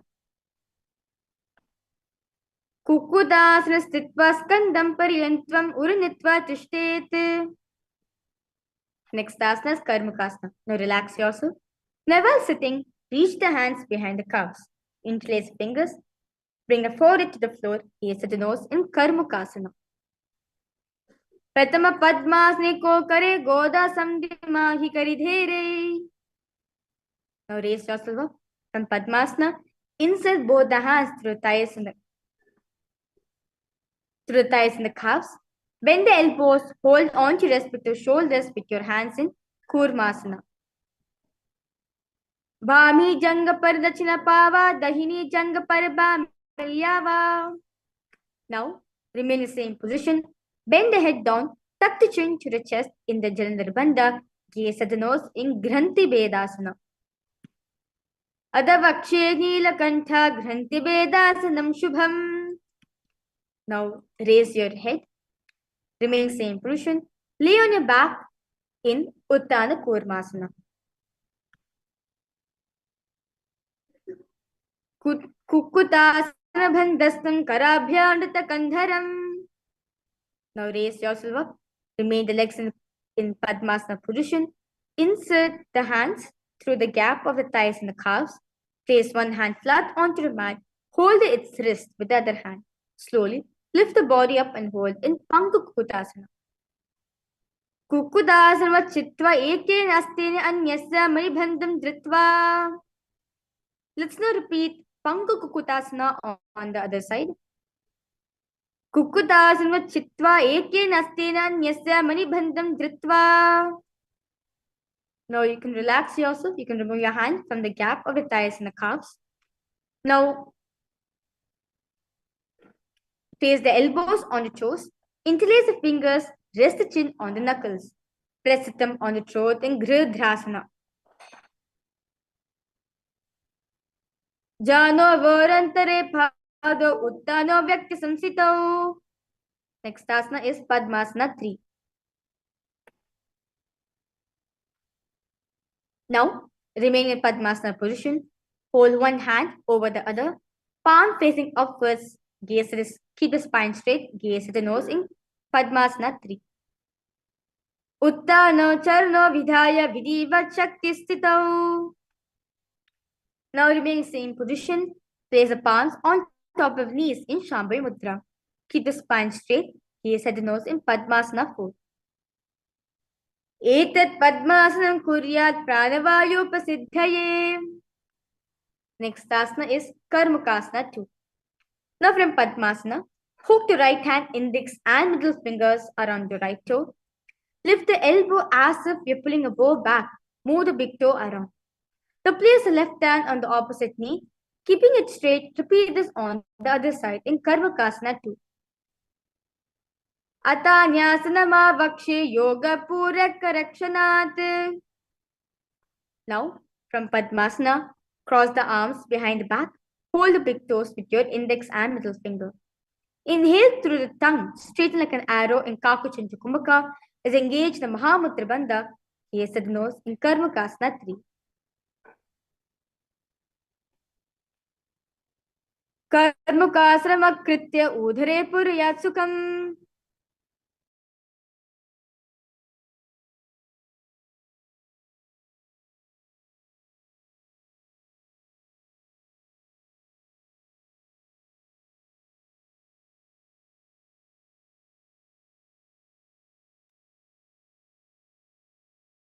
Now, remain same position. Release the Mahamudra Bandha. Lift the chest up. Gaze at each other in Gridhasana. Urubhyamyo pristapya padayugvam prayatnataha. Now, remain in the same position.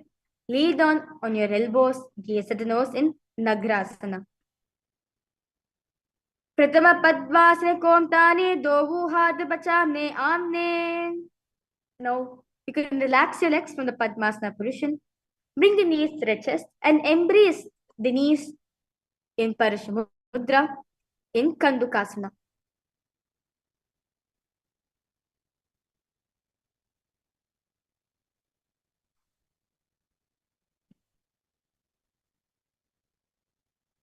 Vetrasane Sitva Hasapada Nishkurmodam Nayet.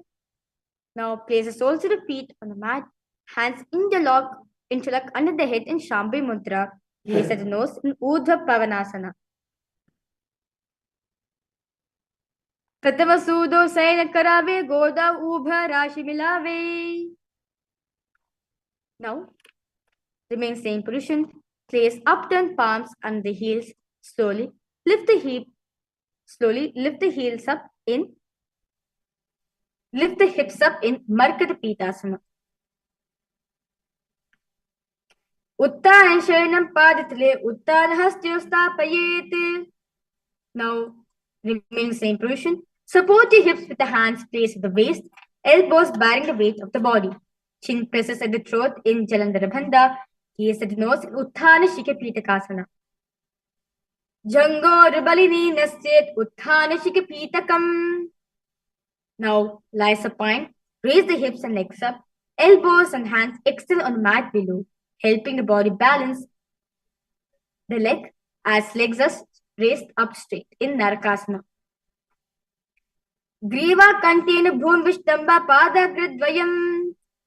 Now bring your hands to the lower back, keeping your elbows on the mat. Raise the legs up vertically, then slowly lower and angle in, keeping your core engaged in Triya Naukasana. Naukavastitva Urdham Pada Gridvayam Naye Triya Naukasanam Bhavati. Now relax the hands and the shoulders on the mat, keep the legs vertical and hold in Dvajasana. Triyanakava Griva Prishtakor Parehi. Now lie supine, completely relax yourself, avoid any movement of the body. Visualize the supreme point of Hinduism in your inner space. Bring awareness to every single moment, every single part in you in Shakti Chalan Mudra. Mritasanam. Uttanam Shavavad Bhumo Shayanam Tu Shavasanam Shavasanam Shramaharam Chitta Vishranti Karakam.